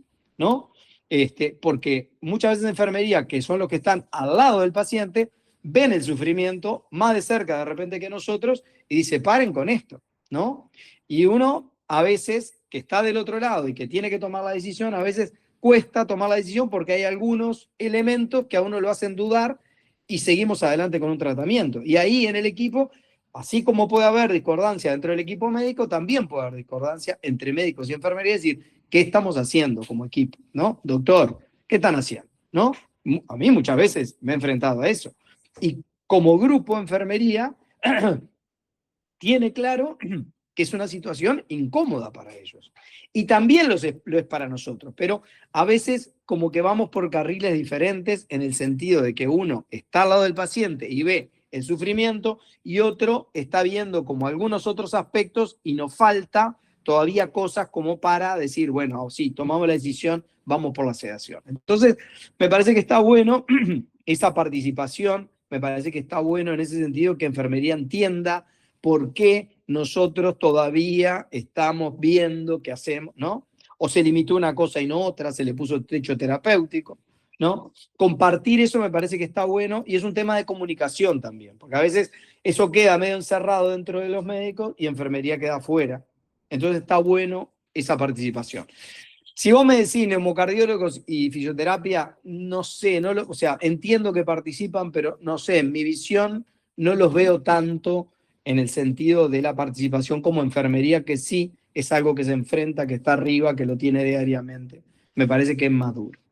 Si me quieren cortar para opinar otra cosa, córtenme. Yo porque tengo varias cosas para hablar al respecto, pero discutámoslo. Gonza, yo te quería aclarar algo que capaz que no quedó bien claro, aparte de felicitarte, Pauli, porque eso es lo que dice la primera parte del protocolo, que todos los días se debe evaluar la historia clínica y se debe discutir y que todo el equipo tiene que estar de acuerdo. Incluso ahí Pauli lo nombra, algo así como la objeción de conciencia, que si el médico está el tratante del paciente, por ejemplo, dice que quiere suspender y el resto del equipo dice de seguir adelante con las medidas, puede atenerse a la objeción de conciencia, porque él es el médico que lo viene tratando, siempre y cuando haya otro médico del equipo que se quiera encargar de pasar visita por ese paciente. Y eso me parece que está bueno y es importante y estoy totalmente de acuerdo contigo, porque más de una vez nos ha pasado de tener que retroceder en una decisión que habíamos tomado.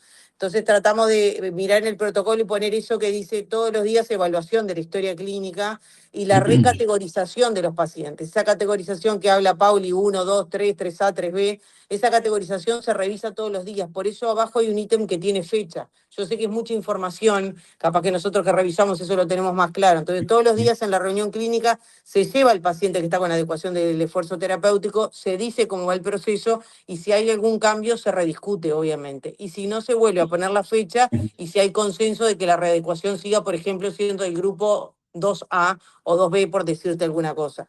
Eso me parece que es muy importante lo que decís, Gonzalo, No, claro. y va en eso. Y en cuanto a los neumocardiólogos, la inclusión del protocolo es, por ejemplo, si el respirador está pitando, si el respirador pita presión en vía aérea, si pita algo, sobre todo porque lo vas a poner en la desvinculación con respirador con 0 PIP y 0 presión soporte.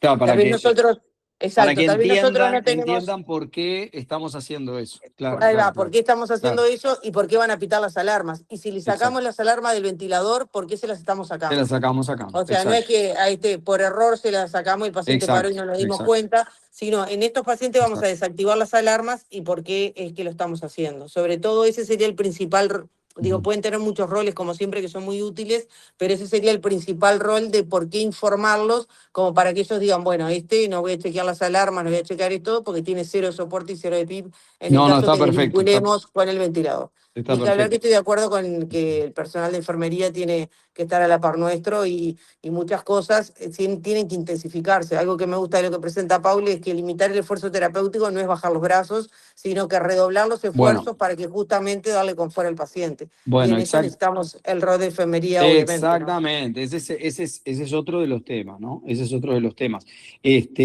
Acá respecto a la categorización, que a mí me pareció muy interesante de la literatura, que ellos tuvieran pautado y que de alguna manera nosotros nos surgiera como algo interesante el hecho de mantener una categoría, nos parecía que hacía un poco más protocolizable las decisiones, en vez de decir, bueno, estar todos los días, bueno, limitamos, no limitamos, ponemos techo terapéutico, dializamos, no dializamos. Me parece que está bueno tenerlo categorizado y ya asumir esas categorías para cuando nosotros discutimos en la reunión clínica, decir ya que establecido tiene tal categoría, o sea que todos sabemos que quedó en esa categoría hasta dónde vamos y hasta dónde no, porque muchas veces pasa que el traspaso de la información que tenemos desde la mañana a la noche cambia la cosa, llegó alguien, no le dijeron las cosas, se enfrenta a la situación y al otro día vemos que volvimos para atrás. Entonces, está bueno el hecho de categorizar y que quede en la historia clínica la decisión de la reunión clínica, el contexto para que la información continúe y los equipos sigan trabajando en una misma dirección. Eso me pareció, Ahí va, la idea me parece que es muy positivo. La idea que quede consignada como decisión de reunión clínica la evolución y que Exacto. las categorizaciones queden impresas en la unidad, así como estaban los carteles de sedación y analgesia, para que cuando entre el médico diga, bueno, ¿qué es un 3A? Porque tampoco tenemos por qué saberlo de memoria, porque esto Por es algo que supuesto, por supuesto. va a empezar a andar No, y todos no, vamos a tener dudas. lo podemos Entonces, integrar a la historia clínica electrónica, de repente, ahí que ya bueno, tenemos eso a capaz Alex que, en la vuelta. lo que pasa que para eso, Gonzalo, creo que hay que tener el aval del comité de ética. Sin embargo, Bueno, si por nosotros eso, lo que tenemos pasa un que protocolo de la unidad, este es un proceso claro, ahí va. que arrancamos hoy y que la idea en realidad es, bueno, conversarlo entre nosotros, buscar qué es lo más adecuado. Y bueno, y un poco después iba a eso, ¿no? Al tema que hemos pasado por todo en estos años, pero sobre todo situaciones muy límites donde tuvimos familias que no acompañaban en absoluto, y ahí quería hacer dos precisiones. Está bien el planteo muchas veces a la familia, pero yo quería aclarar una cosa de lo que vos pusiste, Paulina, en que nosotros en realidad muchas veces no necesitamos de la familia para, o sea, para la decisión que nosotros tomamos. Nosotros buscamos que la familia acompañe y entienda en qué camino vamos, pero la decisión no es de la familia, la decisión es una decisión médica y se toma en ese sentido. Entonces, lo que nosotros tratamos es que la familia entienda y acompañe, pero no vamos a poner a la familia, ¿verdad?, en el lugar nuestro de tomar la decisión. Entonces, simplemente la familia hay que manejarlo, el tema de la comunicación, pero la decisión se toma sobre elementos clínicos, ¿verdad? Y es eso lo que nosotros nos avala, decir, bueno, esta persona no va a salir adelante y entonces no la podemos dejar sufrir. Y esa es una responsabilidad nuestra. Y ahí se abre, un poco lo que decía Andrea, esto de alguna manera también lo tenemos que conversar con el Comité de Bioética, porque de alguna manera, cuando la cosa se entra a complicar y no podemos seguir adelante con nuestro juicio clínico como nos ha pasado, hay que abrir la cancha y tiene que entrar también el Comité de Bioética, porque también nosotros entramos en una situación, como nos ha pasado, de estar haciendo algo que no estamos de acuerdo, ¿verdad? Y generar sufrimiento a un paciente no es algo que nosotros tengamos pensado, ni sea lindo para nosotros, ni agradable, ni aceptable dentro de nuestra profesión. Entonces, ahí está, por eso todo esto, una vez que lo conversemos y lo tengamos bien establecido, lo tenemos que pasar por el Comité de Bioética. Respecto a la medicación, quería hacer otra cosa, sacalo de subcutáneo. Subcutáneo para nosotros no existe. Eso yo entiendo que vos lo tomaste de los protocolos. No, casi. Tenía que ponerlo. Tengo una convulsión, por eso apagué la cámara, si no me veías ahí convulsivando subcutáneo, por favor. En terapia intensiva, subcutáneo, no, por Dios bendito, ¿está? Y menos en este CTI. Porque hay un tema ahí que nosotros realmente no hay problema en el manejo de la sedación y la analgesia. Y eso es lo que nos permite controlar el dolor y en la medida que esté establecido, generar sedación profunda. Entonces, no hay motivo para que nosotros no tengamos una vía. Si hay alguien que tiene que tener un paciente con una vía y asegurarle sedación y analgesia, somos nosotros. ¿Tá? O sea que subcutáneo, por favor. ¿Tá? Silvana. No, dale. No, yo en realidad lo que quería plantear es que esté consignado en la historia, porque ya nos ha pasado y nos va a seguir pasando de toma de decisiones de limitación del esfuerzo terapéutico y llegamos o en los turnos alejados o llegamos y no quedó bien claro, no está escrito, no sabemos qué hacer. No sabemos qué retiramos, si está correcto el retirar un catéter y poner una vía venosa periférica, por ejemplo, no queda claro hasta dónde vamos. Eso genera confusiones al otro día, nos ha pasado, doctora, en la reunión clínica, pero si ayer planteamos tal cosa, ¿qué pasó en estas 12 horas? No lo sabemos.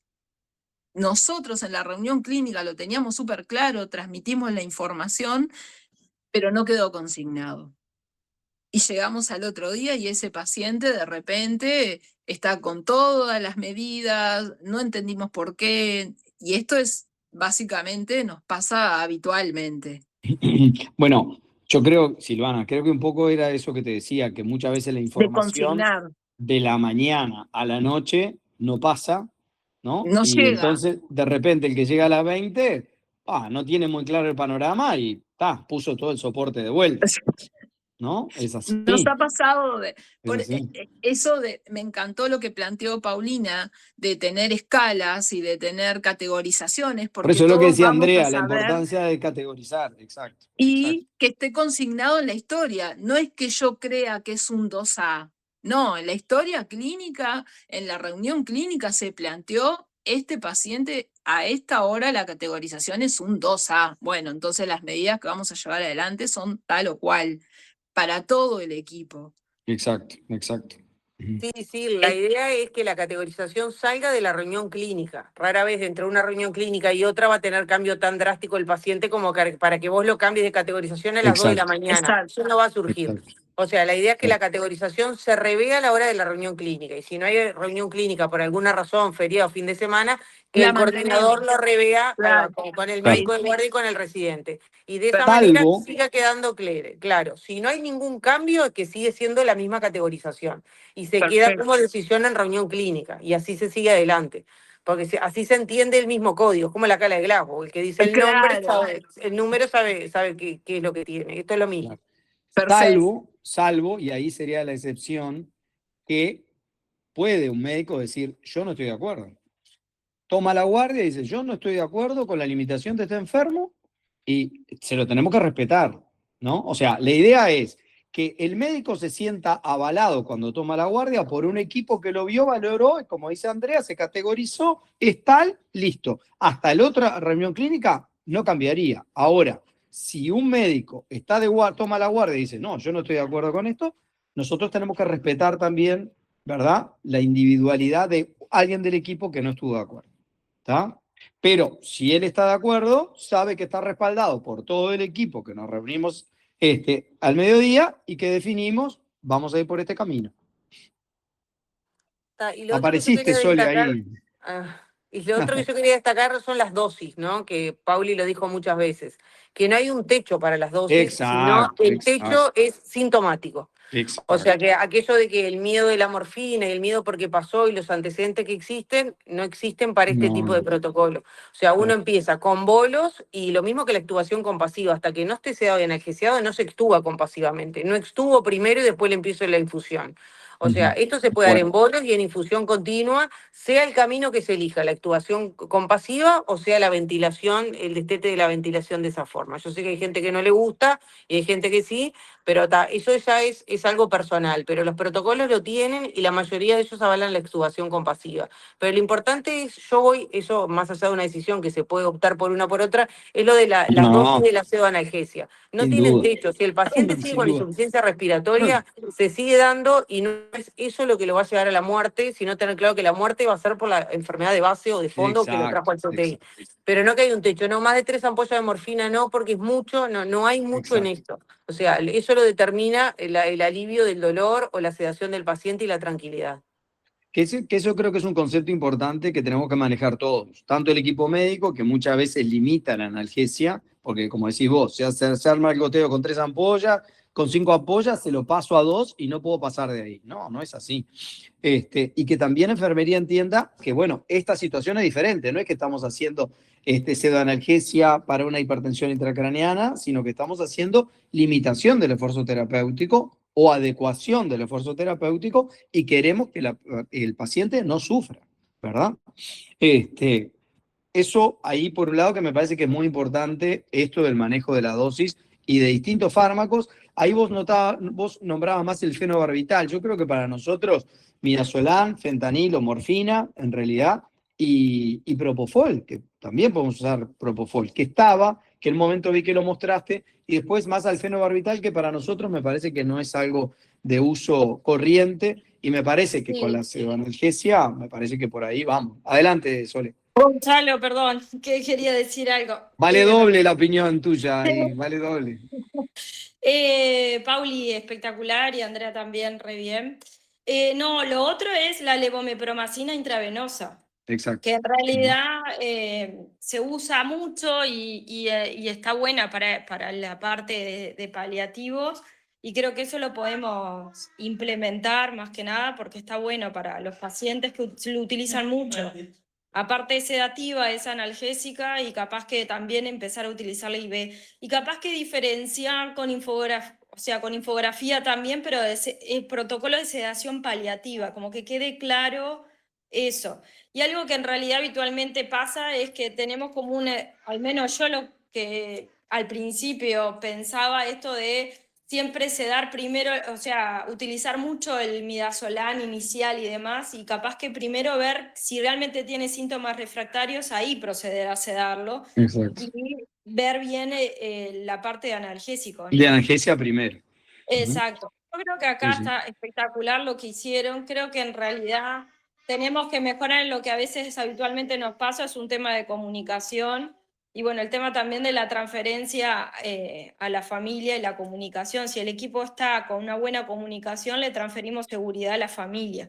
Si tambaleamos un poco, ahí se nos complica un poco la comunicación, pero creo que hemos mejorado y la idea es seguir mejorando con este tipo de cosas así.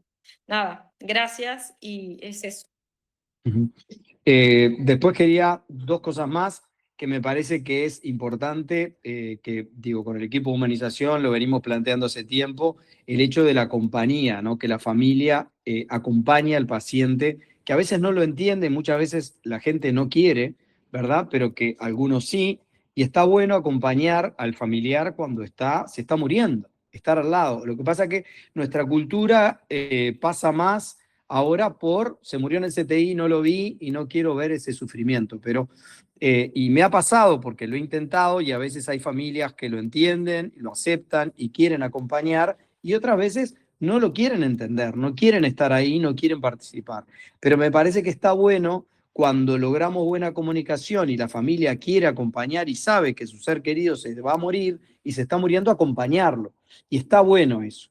Y ahí abro otro tema que, bueno, que un poco lo que decía Andrea, está la chance de quienes estamos de acuerdo con la extubación compasiva y quienes no. Yo en particular es algo que a mí no me gusta en lo personal, porque las veces que lo he vivido como una situación incómoda y sobre todo cuando está la familia, peor, porque muchas veces requiere, a veces porque tiene secreciones y requiere de enfermería que esté arriba, aspirando permanentemente, y enfermería a veces en esa situación tampoco está disponible para aspirar las veces que es necesario y tiene que atender a otros pacientes.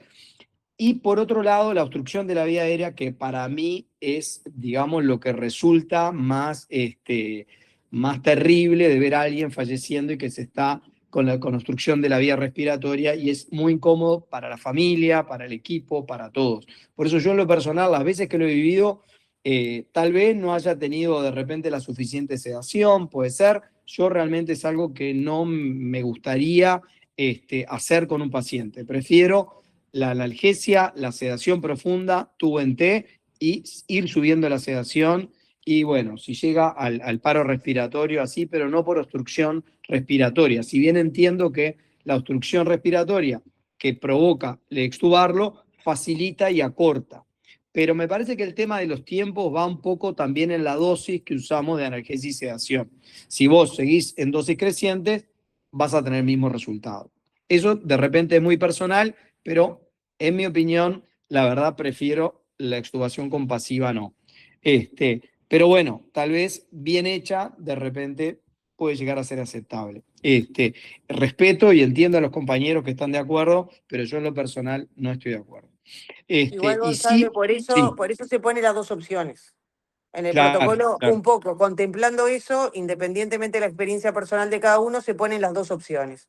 O sea, que se adapten al paciente, obviamente si tiene o no muchas secreciones, y también a la comodidad del médico de guardia que está asistiendo a las últimas horas del paciente. O sea, Claro, entonces claro, en el protocolo exacto. están las dos opciones para que sea la elección también un poco de lo que a uno lo haga sentir mejor. Claro.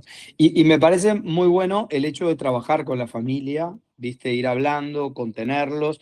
Y me parece que está muy bueno el hecho de que puedan entender y acompañar a su ser querido en sus últimos momentos. Me parece que es muy bueno y que es bueno para ellos también por el hecho de poder terminar y para el duelo, estar presentes, y también para que entiendan y que vean al equipo, porque a veces el hecho de no ver genera mucha fantasía, ¿verdad? De lo que hicieron, lo mataron, qué hicieron, le sacaron las cosas, ¿no? Eso está bueno para entender cómo el equipo sigue, no es que lo abandonaron, sino que enfermería, y ahí estaba muy bueno esa última diapositiva tuya de los cuidados de enfermería, porque el tema está ahí, que nosotros no abandonamos al paciente, sino que cambió el objetivo, pero tenemos que seguir cuidando de que esa persona no sufra. Entonces está bueno para la familia ver también que los médicos están arriba, que enfermería está arriba, que se hizo todo para que no sufra. Me parece que suma mucho en cómo uno despide a un familiar. Entonces me parece re importante esa faceta me parece que es súper, súper importante. Bueno, te critiqué un montón de cosas de tu exposición. Lo más terrible, lo más terrible fue lo simultáneo. No, estuvo bárbaro. Igual. Hay una salvedad. Paulina, estuvo bárbaro, me encantó. Andrea, la verdad que me parece que está bárbaro. Y el hecho de que me gusta mucho que participe tanto enfermería, que sea algo que lo vivimos todos, estamos todos, y está bueno conversarlo, está bueno traerlo, está bueno pautarlo. Me parece que es súper importante. La idea es esa, con Paulina hacer el protocolo, que por lo menos se adecue al servicio y después ver los pasos para el comité de bioética. Perfecto, me parece bárbaro. El resto puede hablar, yo acaparé todo, pero que bueno, eran muchas cosas.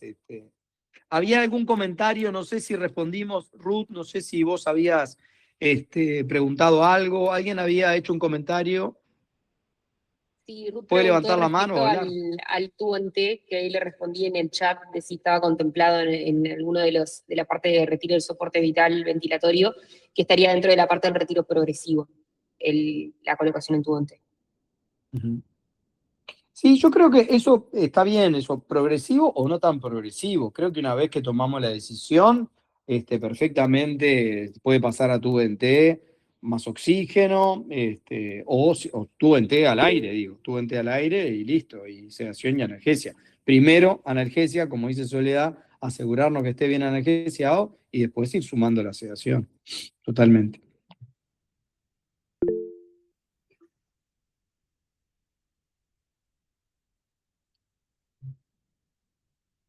Y se me ocurre una idea, en realidad, para este protocolo que nos involucra a todos como equipo y que Soledad ha trabajado muchísimo con el tema de las infografías, y la infografía nos ha servido mucho en la unidad, tanto para los pacientes como para el equipo, como para la familia. Tal vez cuando empecemos con este proceso de que cada uno... ¿Qué hace el señor? No madura. Que cada uno, en cada fase del protocolo, infografía para la familia. Estamos trabajando en esto. Cuando estamos trabajando con el protocolo del silencio, también mostrarle a la familia qué es lo que estamos haciendo. No es solamente estamos en silencio, estamos cuidando, estamos analgesiando, estamos brindando confort. Tal vez hacer algunas cartillas sobre eso y anexarlas a ese corazón en las manitos que sí habla mucho, pero atrás de eso hay muchas más cosas y que la familia lo vea, como para acompañarlos en esa parte.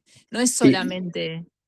Sí, me parece que está bueno Podríamos. eso que decís, Silvana. Yo creo que está bueno lo de las manitos, lo del corazón, me parece que está bueno porque ya te marca algo, pero me parece que también lo que tenemos que tratar de trabajar mucho es la comunicación entre el equipo médico y enfermería, ¿verdad?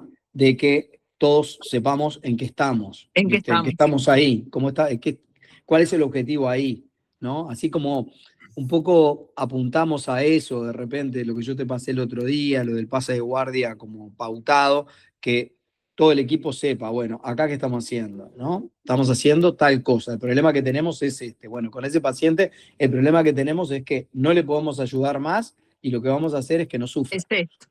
Entonces, Exacto. estar todos de acuerdo de que, bueno, vamos en ese camino, pero eso no significa que no le hacemos más nada. Significa que cambió la forma de terapéutica, pero que vamos a tener que seguir trabajando.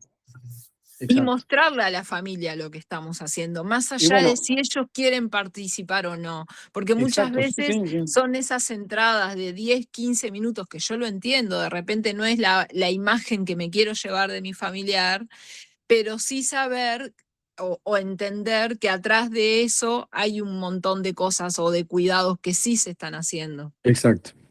Mostrarle a la familia lo que estamos haciendo en esos 10, 15 minutos, o sea, no solamente la imagen. Capaz que podríamos trabajar un poco de eso. Sí, me parece que está bueno, está bueno. Muchas gracias, Paulina, precioso, me encantó. Gracias por participar. No, estuvo muy bueno. No sé si quedó al final, Gonzalo, protocolizado, vamos a empezar a utilizar capaz en las reuniones clínicas cuando presentemos a los pacientes, el SBAR, ¿está? Viste que es situación, el background y los antecedentes, etcétera, y capaz ahí mismo, ¿no? Como algo esquematizado, lo que fuera, ya plantear dentro de la situación o lo que fuera lo del esfuerzo terapéutico.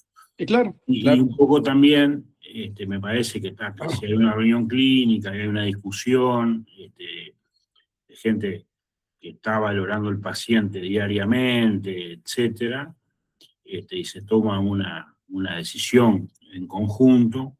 Te digo por lo que vos decías, que de repente hay alguien que entra en la noche, que no está de acuerdo con la adecuación, lo que sea. Yo creo que ahí se puede generar algo que puede llegar a ser contraproducente del manejo de información que sean antepuestas o diferentes con la familia. Y creo que ahí es donde arrancan los problemas. Nosotros generalmente, yo creo que la mayoría lo hacemos, cuando hablamos con la familia, transmitimos la información de la situación, de la gravedad o del pronóstico que pensamos que pueda tener el paciente, siempre nos apoyamos, y yo siempre agradezco, porque para mí son un bastión fundamental, en la gente de humanización. ¿tá? Por ejemplo, hoy con la chiquilina esta, chiquilina de 54, una chiquilina, que está en esa situación neurológica, digo, siempre el apoyo de ellos y un poco ver la situación familiar, el entorno, las perspectivas, etcétera, que tiene, probablemente sea una mujer que no ande bien, es una mujer joven, nos va a traer muchísimas situaciones afectivas, en cuanto a la atención, porque digo, probablemente el pronóstico sea malo, es una familia numerosa, que tienen hijos, nietos, etcétera. Entonces, el equipo de humanización siempre está ahí, siempre tanteamos y vemos la situación familiar, cuáles son las perspectivas que tienen, se discute en la reunión clínica, tratamos de transmitir la información entre la coordinación y que le llegue a los médicos de guardia. Me parece que, digo, si hay una decisión, digo, capaz, digo, no es lo que... Yo digo, no es que no se respete la opinión de los demás o de una persona, digo, que viene, pero de la interacción con la familia, si damos posiciones opuestas o transmitimos una información contrapuesta, ahí es donde se pueden llegar a generar situaciones como la que ya hemos pasado. De repente que uno decimos una cosa, después se dice otra. Y bueno, y si hacemos el SBAR y si planteamos los del score que plantean las chiquilinas y todo eso, yo creo que es mucho más claro, que el mensaje es más claro, pero no solo para la coordinación, para la jefatura, para la enfermería, para el equipo y para la familia, para todo. Y bueno, sí, lo iremos valorando día a día y se rediscutirá y si cambia de la escala, del score, lo que fuera. Pero me parece que si hay una situación en la cual la planteamos, la discutimos a mediodía, que me parece que el equipo debería seguir la misma línea. Cachi, yo estoy de acuerdo contigo. Lo que te quiero decir es que si eventual, o sea, lo ideal es eso y uno va buscando todos estos apoyos para dárselo al médico de guardia para que se sienta respaldado y no tome por otro camino, por miedo o porque no está definido. Eso estoy de acuerdo. Pero igual, de todas maneras, más allá de eso, que es lo esperable, puede pasar que alguien venga y digo, No, yo no estoy de claro, acuerdo. Gonzalo, no, Y yo te ahí, entiendo. bueno, pero Yo, sería como a ver, algo excepcional, yo no digamos. tengo, no tengo ningún problema y creo que ninguno tenemos ningún problema y a vos te suena el teléfono a las 10 de la noche, a las 9 de la noche, a las 11 de la noche, a cualquier hora, a nosotros también. Digo, bueno, capaz transmitir, bueno, que si la gente o alguna persona en particular le genera alguna duda o por cuál fue la situación o el planteo que se tomó determinada decisión, que nos llame. Digo, no hay drama, o sea, al contrario. Creo que si vamos todos en la misma línea, no va a haber mayores problemas. Creo que se han minimizado a partir de algunas experiencias nefastas que tuvimos, Totalmente, totalmente. etcétera.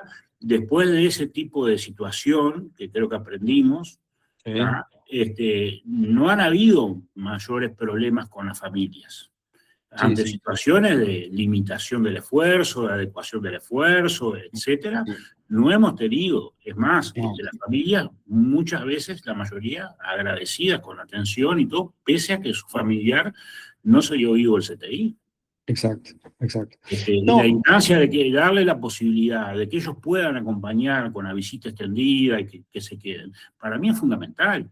Sí, totalmente. Es fundamental. Totalmente. No, quería agradecerle porque realmente poner este tema, que es muy escabroso, que hablamos de la muerte, tal vez, porque digo, la mayoría de los que se mueren son viejos, pero también gente joven. Es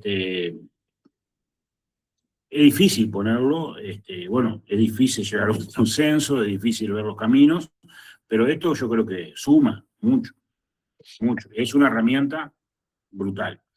Sí.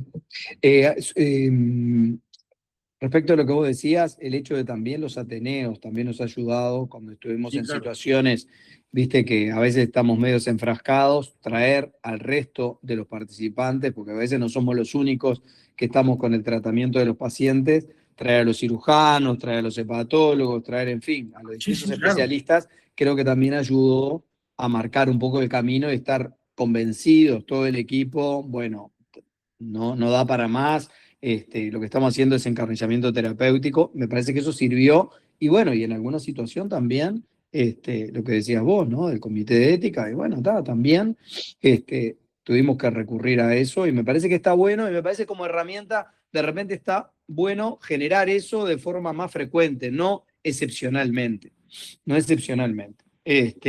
pero me parece que está bueno, y es un tema, como decís vos, como que da para mucho, para conversarlo, opinar, y estar siempre abiertos bueno, a la diferencia que podamos tener.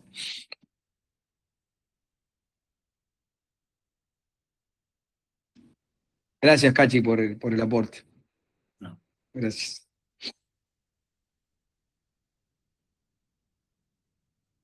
Bueno, chiquilines, si alguien más quiere hablar, que hable. Si no, bueno, felicitaciones. Y bueno, lo vamos a seguir discutiendo. El próximo paso sería, de repente, hablarlo un poco en la coordinación, de repente, antes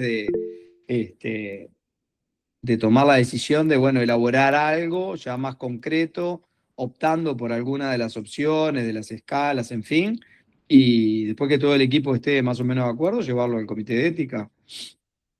¿Sería ese el camino, Andrea? Exacto, sí. La idea era hacer un protocolo que podamos aplicar a la brevedad en el servicio, siempre y cuando todos estemos de acuerdo, ni que hablar que sí, un poco siguiendo los modelos españoles y argentinos, y después que nosotros tengamos claro el protocolo que nos gustaría implementar en el servicio, buscar el respaldo legal del comité de bioética, ¿no? Pero nosotros lo podemos empezar a usar cuando queramos, pero estaría bueno por lo que hablábamos hoy, porque si hay situaciones que no llegamos a un acuerdo o se complican como las que ya hemos tenido, poder contar con el comité de ética. Así que con Pauli lo que vamos a hacer es como estas últimas diapos de la presentación, o sea, ponerlas en texto o en diagrama para que la podamos discutir nosotros, y de acuerdo a eso, a los aportes, dejar un protocolo que se pueda implementar en la unidad. Después Silvana se encargará de los cuidados de enfermería o de cómo redactarlos también para adjuntarlos al nuestro, y bueno, después mandarlo para que bioética lo valide. Bárbaro, buenazo. Bueno. Bueno, quiero agradecer a Andre y a Sole que me dieron tremenda mano con el armado de esta presentación. Me ayudaron muchísimo. Muchas gracias. Bueno, nos vemos. Que pasen bien. Nos vemos. Chao. Chao. Gracias a todos. Chao.